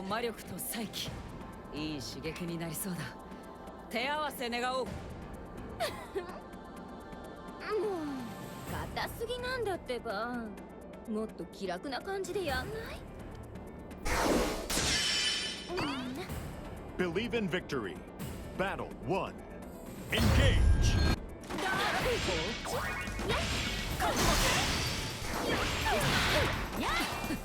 The last time we saw Midorii, it was a while ago, about a month or more ago. They were up against Basu and showed a lot of mastery with playing the whiff punish game against 2B in that set. This matchup, very, very different, of course. Gonna have to worry about how are you gonna get in and get that offense started. And also, I've never seen this Katalina color, bro. What the? This laser blue cape, bro. This shit is crazy. It's so bright, bro. Fluorescent cape. It's like highlighter blue. Okay, pushes it to corner. This is where things get a little rough. Yep, playing Metera. Of course, Metera getting buffed in the most recent patch to the dismay of many out there. I see a lot of people coping. Definitely a good amount stronger, but the defense still pretty bad. So when she gets knocked down, it's still not pretty for her. DP still sucks. So we're gonna see how Kaio plays around that. But until you get knocked down, Metera players are eaten.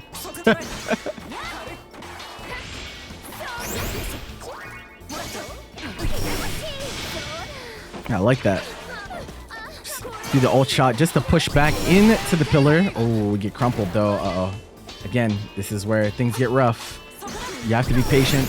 Make sure you're using your resources effectively. Nice trade.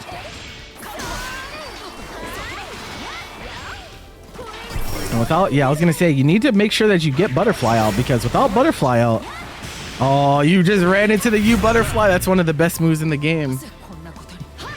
You must respect the butterfly, madam. Battle 3. It is not a choice.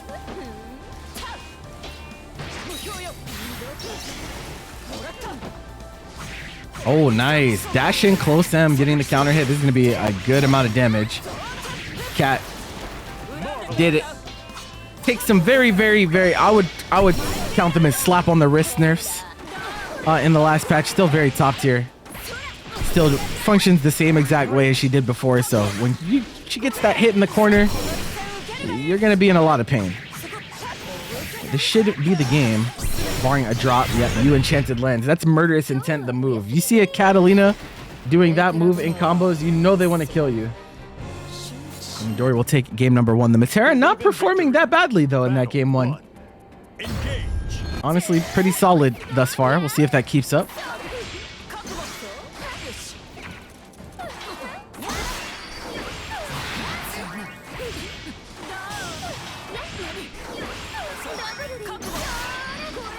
Uh-oh, yeah, not ready for the jump in. Nice super jump. Yep, first DP of the set from Kaio. Goes blocked. And that is going to hurt. It's not going to be enough, though.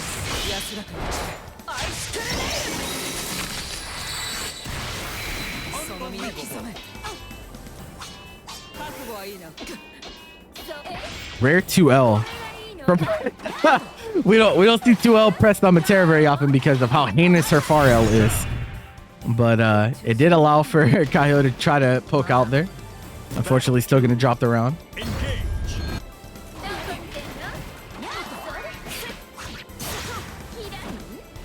You have to be careful about like trying to play these RPS situations where you're doing strings into butterfly instead of actually putting out a projectile, because if they are called out, as you can see, Midorii ready with the 6XL, and Katalina has one of the better ones in the game. So if you think that shit won't reach, you're wrong.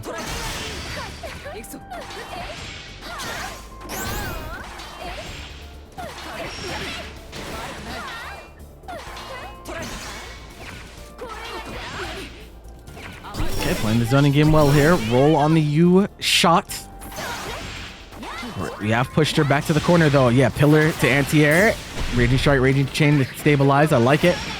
And now you have to get in all over again if you're Midorii. This is a tough round to win. Now, media brave counter. Just trying to force the issue. Trying to stack up some chip when we can. Nice block. We have 50 meter as well, so you shot. Something to worry about. There it is. And almost no projectile in the game can contend with Metera U shot. It is coded as 3 ultimate projectiles.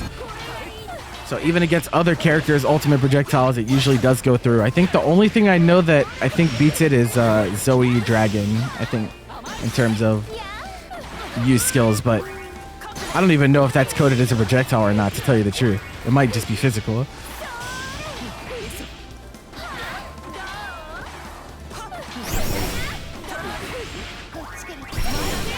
Okay, trade.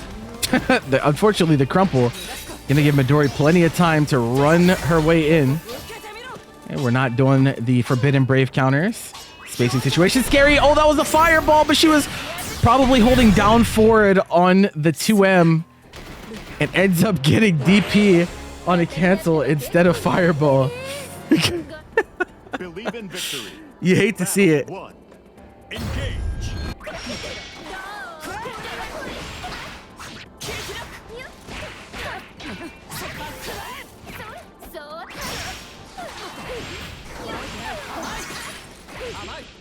Nice roll. Now you have that corner positioning. There's a butterfly in play, but... Yep, there it is. The 6XL comes out. Far M into the 5U, and look at the damage on that. That's with all your crystals. No meter spent, no cooldown spent. And just like that, we're going to do another one. Oh, I don't know about that. I thought we were going to see another ultimate enchanted lens for the link route, but still ends up getting it.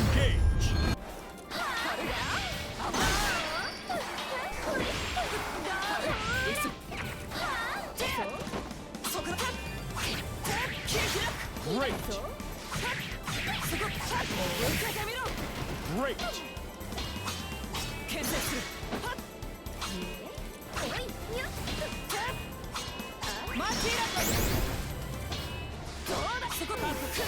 Okay. Trying to jump our way out of the corner, but that huge close H of Katalina just denies all thoughts of exit. As Midorii gets her second on the board. Okay, so 2-1. I thought we were going to see a character switch there, but we hop back on the cab immediately. Okay, we are actually going to see the switch to Nier. Okay, so, you know, experimenting with the Metera. Honestly, did not do that badly. Versus Katalina. Definitely a good pocket character to have if you're maining a character like Nier, where matchups can get pretty rough. Believe in victory. But now we're back on the main, and the dynamic of this match changes severely. Now, Midorii, the one that is able to play the longer range game in a lot of cases, doesn't have to worry about getting in nearly as much, especially when death is on cooldown. It's going to give that window of opportunity loud and clear.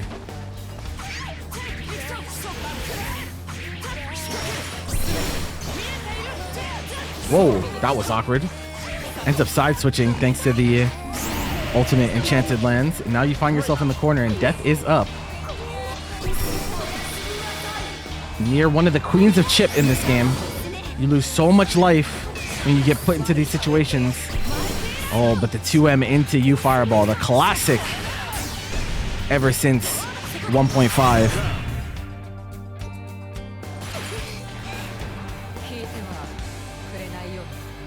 Battle 2. Engage.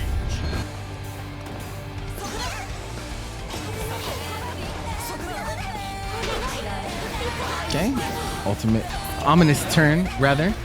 Not ultimate. Clipping, but not able to get a ton of advantage off of it, and actually misses that hit confirm as well. And we don't have 50 meter for ultimate fatal waltz though, so not as scary. No meter, 24%. Thought that she would build the 25, but she doesn't. Nice. That was Midorii trying to jump away. Gets hit on her jump start up. I don't know if that was the right route from Kaio. Maybe could have killed there. I think that she pulled back death really early. Uh-oh. Oh, tried to get the death reverse, but doesn't get it again. That slow walk up into that close M, getting the counter hit. Midorii has been representing that option so much this set against both characters. Believe in victory. Improves to 3-1. Engage.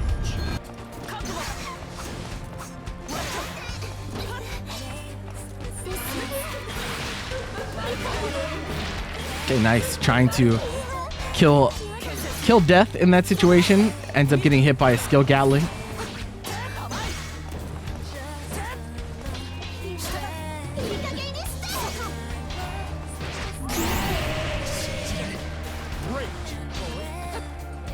And Midorii playing very, very reserved on defense. She knows that she doesn't want to give big punish opportunities for Nier. Still a very high damage character when she gets those openings.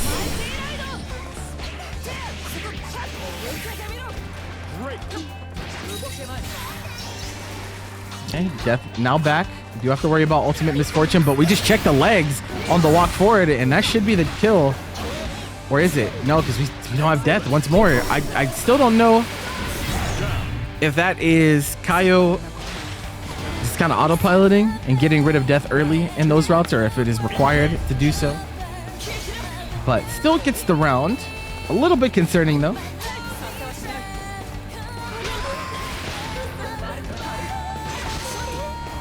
Okay. Yeah, for some reason Teching Throw gets rid of death because they really hate Nier over there.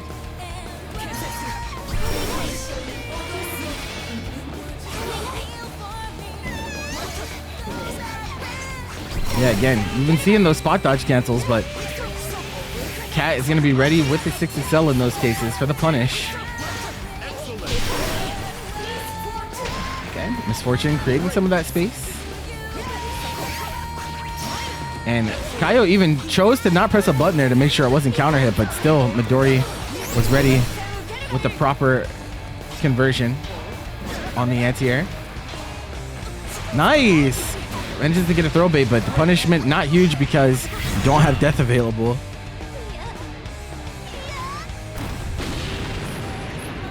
Battle 3. Engage.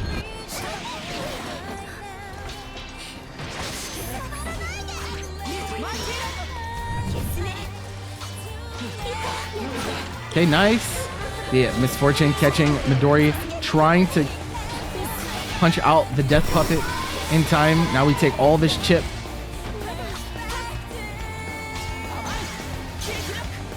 Waiting for our best friend to come back off cooldown here. Oh, got the counter hit, but not able to convert. Midorii trying to take those risks. Tries to jump out. That is not the starter you want to eat. It's going to be a lot of damage. Is it enough, though? No, we're going to put her right into that range. Spot dodge to get rid of the clash situation. Death is back. Chip now becoming a factor. Oh no, the misinput. That was not intentional, I don't think, on the misfortune.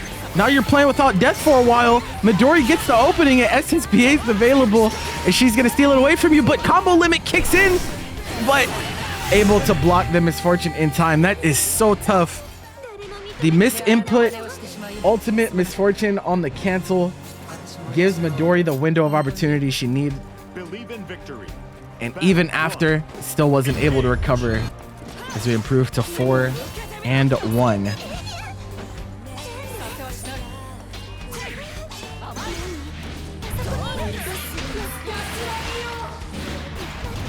Excellent.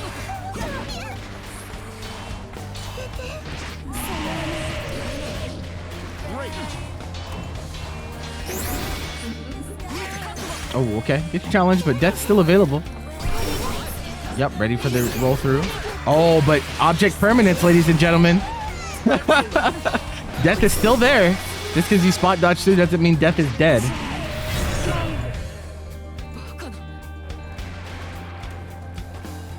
Battle 2. Engage. Yep, punish on the spot dodge. Get corner carry off of this. Immediate challenge on the legs, though.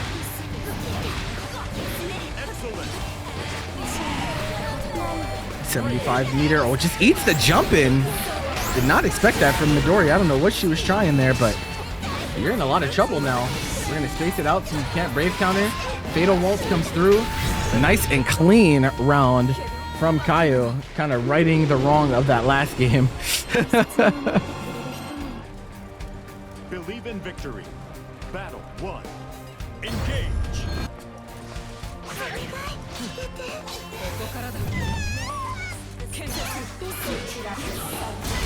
Clash. Nice. Both ready with throw available. And we're seeing a little bit of that RPS coming out on that that M Enchanted Land situation. Midorii stealing a turn in this case, getting a good amount of damage off of it too. Nice. I like that. Spaced enough to get death reversed. And that is a good amount of damage and great positioning. Unfortunately, puts death back in the card, and the moment that happens, Midorii's like, bet. It is now my turn. You have to worry about things like ultimate ominous turn and whatnot, but just sends the Enchanted Lands, catching Kaio off guard.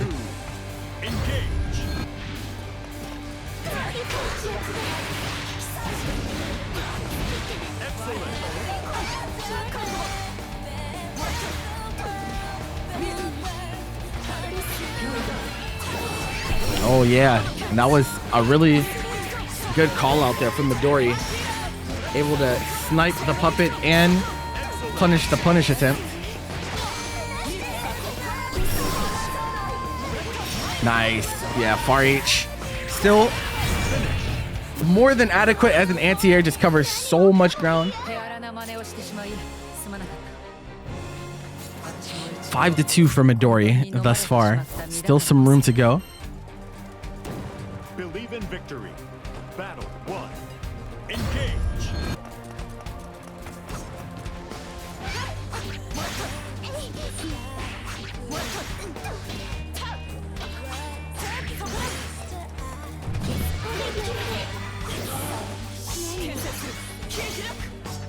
Oh, yeah, but even on that, you already went into the spot dodge. So again, Midorii is pretty much ready for those 6XLs. Any opportunity if that is seen. We lose corner for this because of the spacing. And tried to brave counter. Too early though. Did not wait for the block stun. Battle 2. Engage.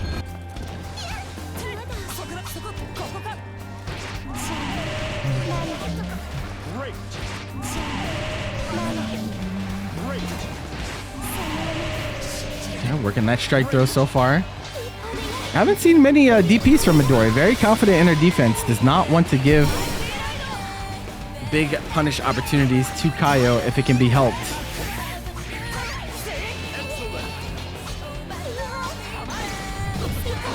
She's saying, you know what? I play BB tag, bro. The mix-ups in that game way more fucked up. I'll just block.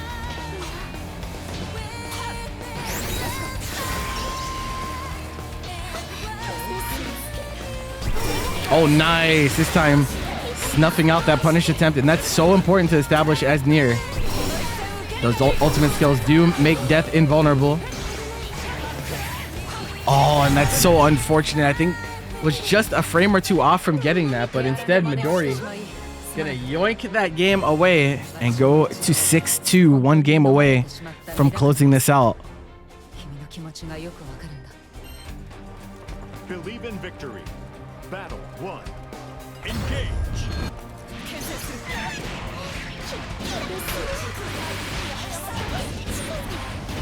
Excellent.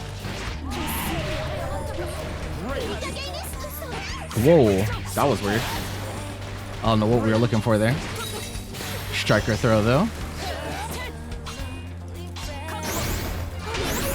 Okay, ominous turn.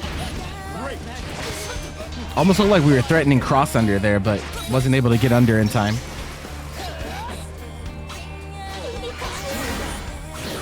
Ah, yeah. Nice far L. Dealing with death. And we have a little bit of time before death comes back. We're going to try to take initiative before then. Nope, now death is available. Yeah, ominous turn. It happened so quickly. Midorii not able to react in time. Battle 2. Engage. Oh no, but death is still back there though, so you don't want to, yeah, you want to be very careful about the ominous turn coming back in, but we were far enough away that we didn't have to worry about it.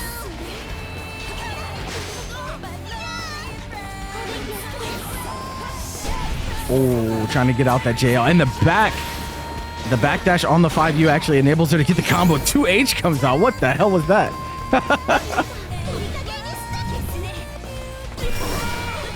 Okay, I would like plus frames. Brave counter says no. And that should be the round. One round away from Midorii taking this exhibition. Kaio. Get a third game, just needs one round. This is a must-win round, of course. Looking for that sweep in neutral, catching Midorii walking forward or backward. Not a bad strategy at all. A little early on that. Ominous turn comes out. Is this the round where we see DP come out from Midorii? Because we haven't seen it, I don't think, at all this set. Death is still there. Yep. So we see the jump come out.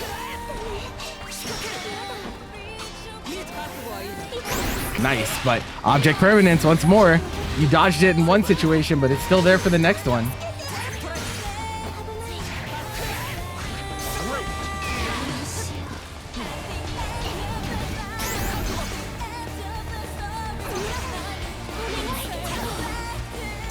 Oh, that's a punish. Okay, just went with the throw, but could have gotten a far light there. Oh, we get this counter hit, but God, Nier can't do anything on that. There we see the DP because no choice left. It was either DP or get chipped out. But that spacing on death does allow for Nier to avoid DPs. We get a third game for Kaio.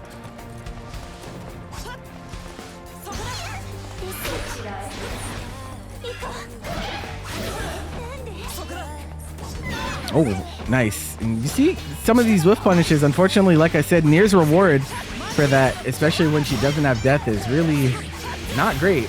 So even though we're seeing Kaio make some really good calls, unfortunately, you're usually only getting a single button or at best a triple attack. The differential between punish game, huge in a matchup like this. We're gonna back up? No, we're running forward. We're not afraid of Brave Counter, but tried to steal a turn after letting close H rock.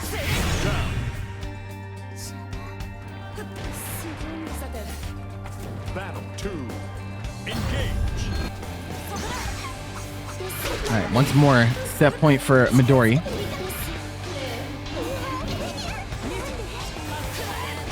Nice check. Yeah, that is minus on the wall into dash forward.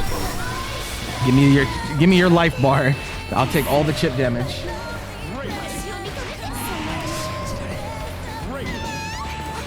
Yeah, it's very unfortunate.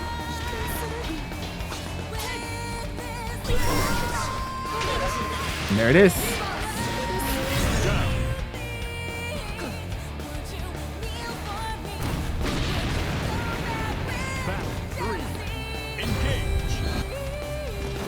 Really hope they at least give her give her Raging Strike back whenever the next set of changes come through, bro.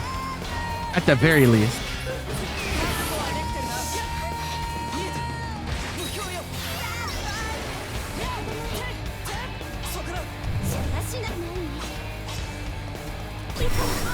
Oh, okay. I wasn't sure if that was going to be Death Reverse, but it was Fatal Vault instead. We're trying to pressure here. Wait a minute. We haven't seen this very much. Oh my god, the trapping situation from Kaio. That looked really hard to deal with. Midorii had no idea how to get out.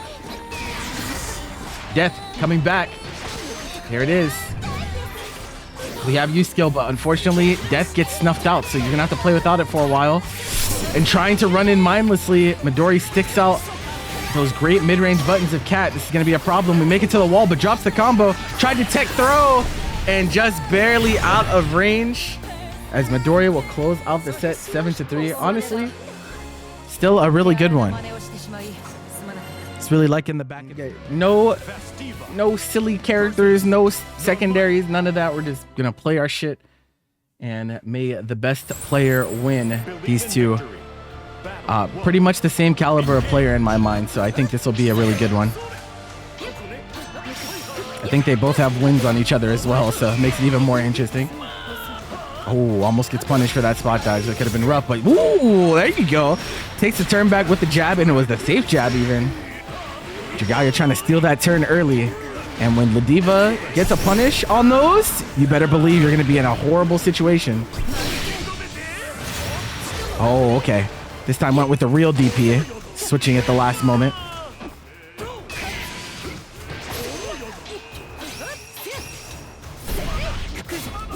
Okay, nice. Gets a big 2H. This is not enough. Brave counter comes out. We do have 50 meter. And we're just pestering. And JrJam really good at whiff punishing with that far L. You don't want to test the spacing on that. Oh, watch your legs. This might be enough. We don't have meter for a Raging Strike or anything, so not quite. Oh, and catches Dragalia holding up. What a first round. Battle 2. Engage.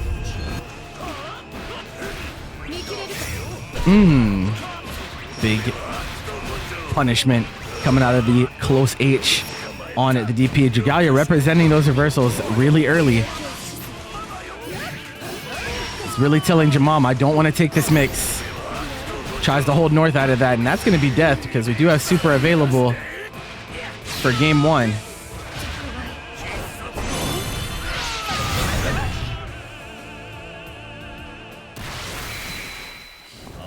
Okay, so Dragalia again playing really aggressive and fast on defense. Doesn't work out in this game one. We'll see if it keeps up that tempo as we get further into the set.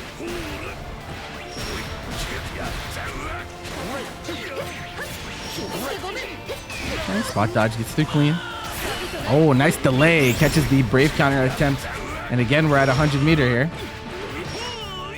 We're going to save it for this. And striker throw. We do have super available. And Dragalia is trying to wiggle out of these situations, and JMAMH so far has been keeping these strings really tight, Battle 2. leaving no opportunity for anything but a reversal to come out. Okay, jump away. Oh my god! Just sticks out the far H. In response to the jump back, just clocks Dragalia on the noggin. Okay, double brave counter. And the jump in, yeah, on Setsuna. It's hard. I think he even tried to maybe make it so maybe make it so you'd get a lucky trade or an anti-air in that situation, but it's not going to work out in this case. 2 quick games from JMAMH. Or JMAMH. I think it actually is supposed to be JMAMH, so apologies on that. Okay, able to take the throw even after the spot dodge on the lariat. And the spacing game that JMAMH is playing is pretty spooky. Yeah, you see the dash up wait. Again, just a little bit of hesitation. Dragalia is forced to make a decision. Like, do you think it's throw? If you think it's strike, are you ready to brave counter? Okay. Able to get out this time. But we don't have meter to continue that, so Dragalia gets out for free, and we have SSBA. That's going to be the round, barring a drop here.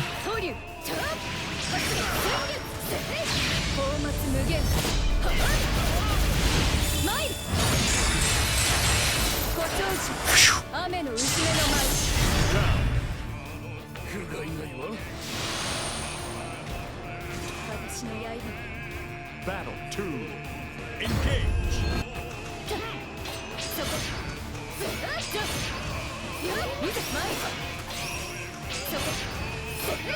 Okay, yep, just trying to pester with that spacing. There we go. The first mood flip land we get of the set. Suspiciously low amount of flips this set thus far from Dragalia. Nice, and that's supposed to space out for brave counter, but actually worked on the whiff there as well, being able to get that punish with far H, but unfortunately couldn't go much further with it. Okay, anime going past each other. Nice, and even gets the pickup. That's gonna be the game. Dragalia making those adjustments is what we like to see. Believe in victory. Battle 1. Engage. 60 cell getting punished by round start flip. That's the Dragalia we know. Oh, nice. And nice fuzzy button checking the deep dashing from Dragalia, trying to get some of that striker throw going. JMAMH says, no, you're going to have to make sure that I'm in a knockdown situation, or else I'm not holding that. Oh, again. Setsuna on whiff.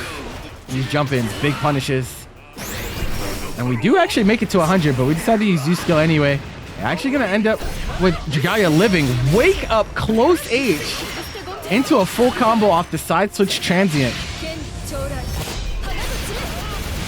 I think Dragalia was kind of giving up that round and saying, fuck it, you know. I'm not going to win this round anyway. I'm just going to press close H and see what happens. And could steal this one. Oh, out of range.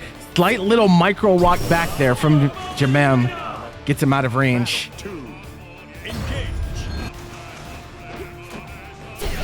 Again, pressing that close H in these defensive scenarios. And bro, I don't know if I want to see that too many more times. What's up, Kopi? Whoa, second grab, no parries allowed.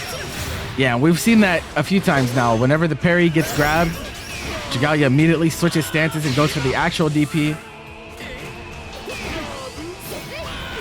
Yeah, nice challenge on that. That is -2 if not medium. And again, fuzzy timing on JrJam. Gets the reset into far H, but no combo. 6XL chicken. Dragalia gets there first. We only have one crystal available, so you might be dead on this. Narmaya super is really bad, though. I don't know if it's enough. No, it's not. Oh, wake up to you! And then the splash on the same side! Dragalia gets mixed. Expecting a cross-up. Believe in victory. Battle 1. Engage. Very little respect shown to each other this set.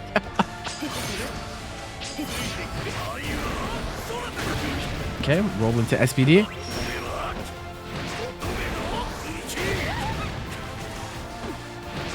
Another. Is this where the reversal comes out? No, we're trying to stay solid. We get the brave counter as a result. Again, that same situation. Trying to do empty jump throw, but your range, not enough.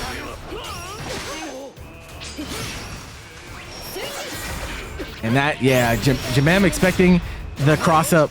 Honestly, it really did look like it was going to be a cross up, but doesn't work out. And Dragalia kind of dropping an opportunity there. I don't know if that was looking for an opportunity for a reset or if it was just execution issues.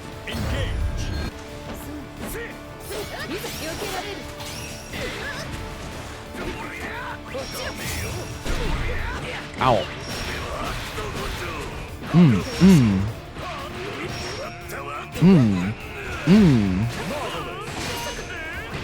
Oh, the air grab says no, you can't.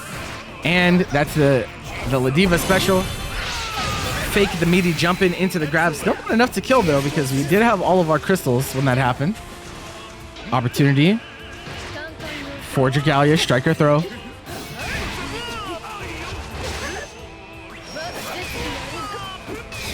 Okay, brave counters on brave counters. The far light stopping the approach.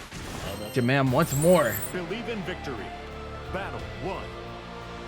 Another game. Dragalia. The neutral, it really has been the tail of the tape for this particular set.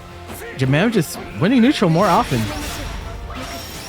And when either of these characters win neutral, the offense that comes afterwards, obviously, very scary to deal with. JrJam just winning on more of these situations thus far. Let's see if Dragalia can change that. We get a good situation, but a counter poke immediate with 2M. Nice. Calls out, but doesn't press a button falling. I'm not sure why. I think that would have been a punish in that case. Maybe pressed it too low to the ground and never came out. That happens sometimes. No crystals left. See the stagger lights coming out. Nice. Far H. Gotta try to get some of that confidence back up.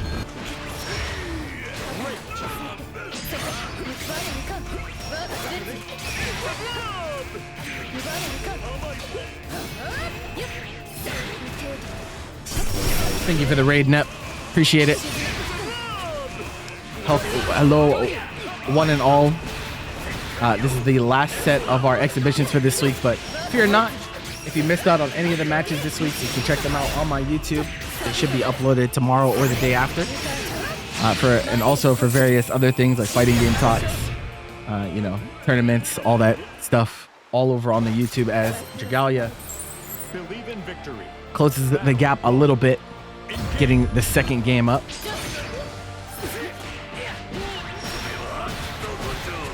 We also will be having a podcast going on after this exhibition ends, so stay tuned. We'll also be checking out TNS later tonight as well. So plenty of content for you guys today. Oh, no combo limit. Yeah, Ladiva's still plus in that situation, so Dragalia knows that he has to DP to get out. Nice.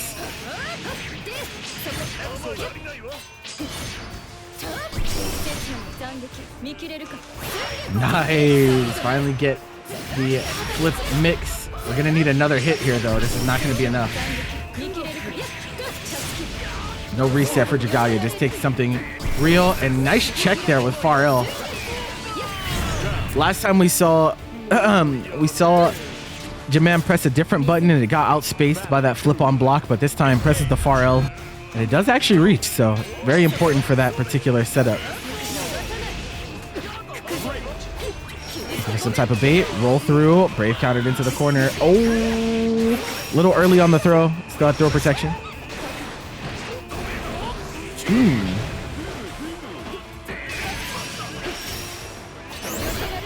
Oh, that was cheap. Okay. That one's hard. That one's difficult because you have to know. You have to know explicitly. Back to the original side, Narmaya goes.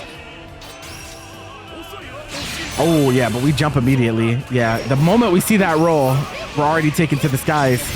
As Dragalia puts another one. That's 2 games back to back. Closing that gap to just 4 and 3. Very close.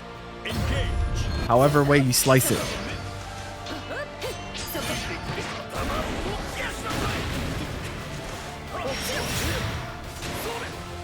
Oh, big 2U. Counter hit. And not enough time for a safe jump there. Really? Bro, this character. That's crazy. That's crazy to me that you get a counter hit sweep and you don't have time to safe jump.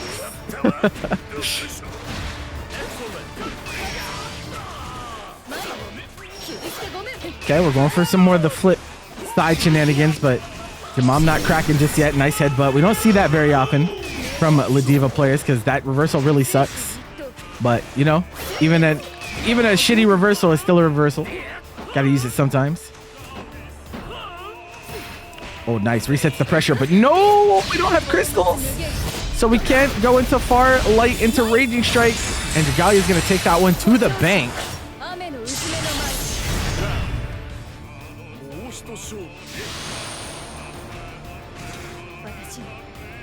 Battle 2.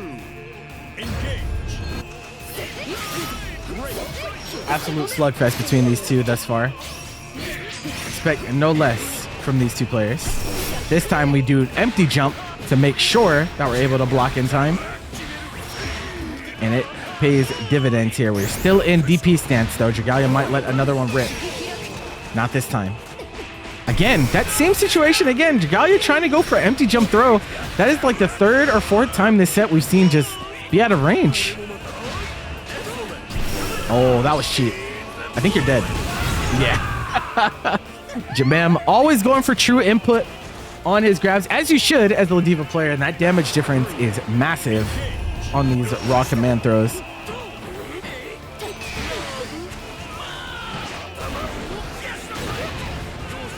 Okay, damage buff for the next one. We're gonna buff again, +5.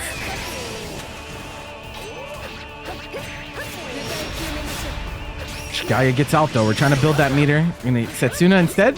No, we go for a reset. We have 100 meter now. 1 crystal on each side. Are they gonna get expended here? 6XL hits, looking for a bait. Jump back 3 times. He's like, get me away. Are we gonna flip in here soon? It's only a matter of time. No meter to be gained here. Just movement for the sake of throwing your opponent off. Oh, yeah. The Setsuna whiff recovery is so long. Dragalia thought that he had enough time to get out a button in time to stuff, but no, the 2M from Ladiva reaches in time to get the counter hit. As JrJam improves to 5 and 3. And a good reaction on the clash as well, getting the back throw. Uh-oh, this is not what you want. Oh my God, that was insane. And we grab her out of the flip. Uh-oh, JrJam is feeling himself right now. Everything is going his way. Delayed 2M hits. We have super available. That is definitely going to be death.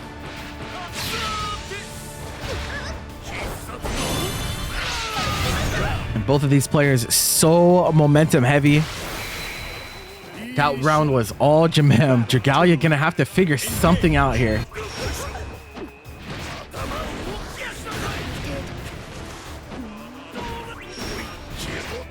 Another one.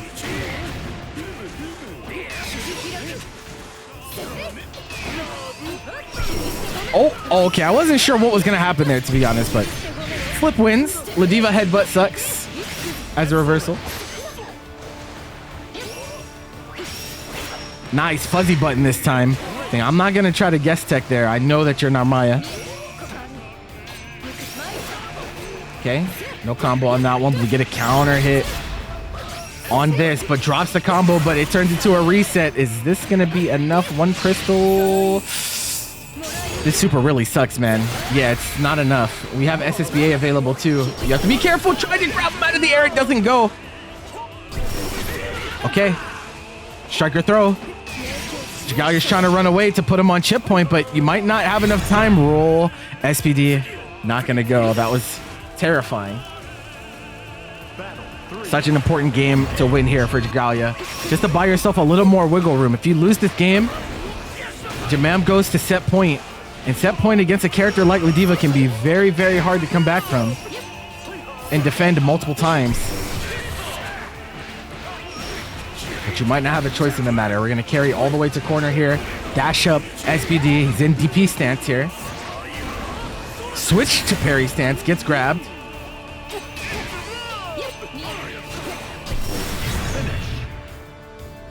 And the headbutt will close out 6-3 for JMAMH.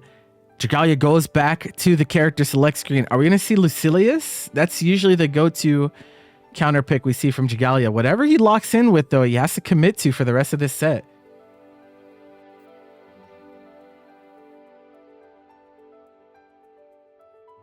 We're thinking about it. We have seen a lot of different characters. We've seen Lucilius. We've seen Vicala. I mean, if we're like taking the set seriously, I do want to see.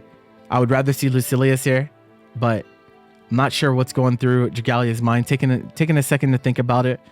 Whatever you pick here, you have to win 4 games straight with against a JMAMH that honestly has looked incredible today. No easy feat, but obviously we've known Dragalia to make some very, very impressive comebacks in the past. We'll see what happens here, or what character we're going to be picking. This isn't a tournament, so it's not grand finals. It's an exhibition, but it is the last set of the day. It's looking like Narmaya. Okay, we decided to stick with the Narmaya. I don't think anyone out there is upset about that. 4 games straight for Dragalia is what it's going to take to win this exhibition. Can it be done? Let's see.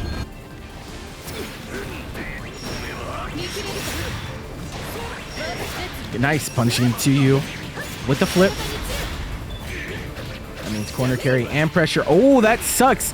That was actually unfortunate range there for Dragalia. Was trying to get close H, but got far H. Ends up dropping the combo, but thankfully the M Setsuna given the crumple state. We're back in there. Yeah, the guest tech was just trying to get a back throw, trying to get something started. A clean round for Dragalia, all things considered. Battle 2. Engage.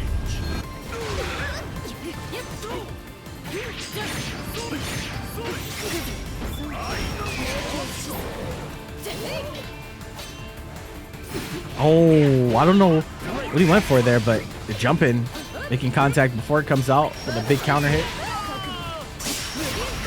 Preemptive DP. We're just seeing Dragalia doing everything in his power to deny any type of offense from JMAMH. We know what happens when these mix-ups start to get ran. Oh, gets hit by the 2M, and it was counter hit.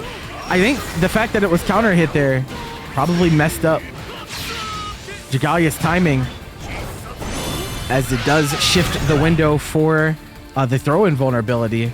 And just like that, JMAMH 1 round away from closing this out. Dragalia has to win this round if we want to stay alive.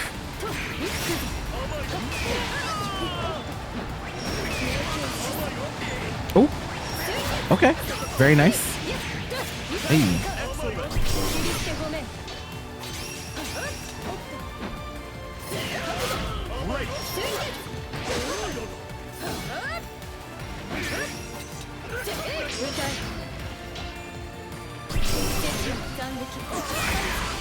Immediate brave counter, nice. Dash up, moon flip. That's going to be the game. All right.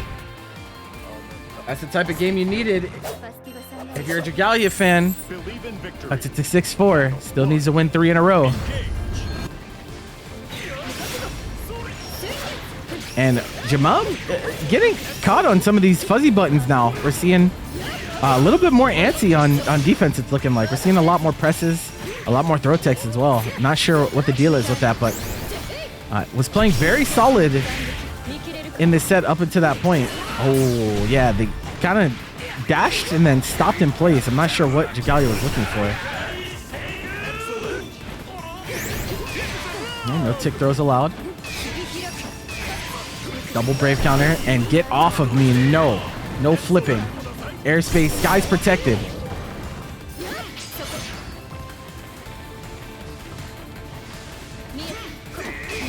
No punish on the 6XM. It's a little bit too far away, I think. Clash. Yeah, and because Narmaya gets to the ground later. Usually whenever you clash with someone in the air, the person that is still airborne is the one that'll win out. Don't know if JrJam could have maybe air thrown there or something. Don't know if it was close enough, but either way, Dragalia again.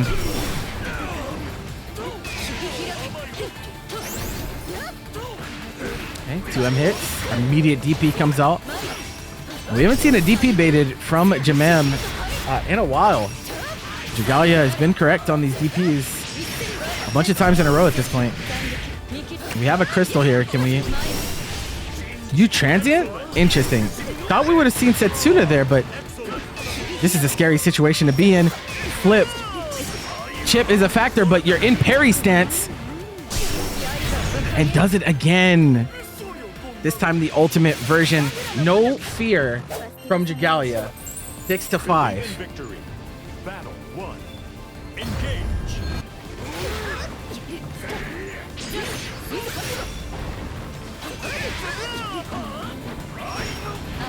Oh, wow. That was so far, actually. Holy shit. No punish in time. Dragalia in a little bit of trouble here. Back to corner. An immediate challenge from JrJam. No hesitation. Are we going to take the crystal here? No. We're just going to make you guess.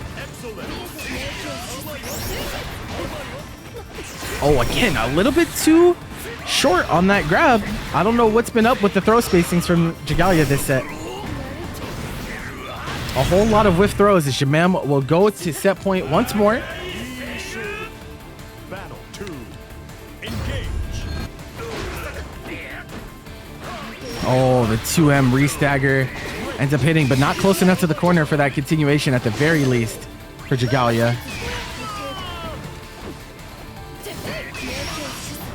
And JrJam more than willing to say, you know what, you can flip all you want. I'll just take my guaranteed brave counter. No crystals here. Before Dragalia finally gets a flip to land. We can get one back. We need it. Evening up those crystals. Oh, again, the fuzzy 2L into the Raging Strike, Raging Chain. We've seen that so much from JrJam this set. Oh, tries to call out but doesn't get it. What a 4L. No cancel to come though. This could be the end of the set right here. Corner trap situation. Nice challenge on the transient. We know that that's not real. Nice duck and back throw, but doesn't meet it properly, and that's gonna be it. JrJam with the close L mash will win the set 7-5. What a barred murder of a set to close out the exhibitions for this week.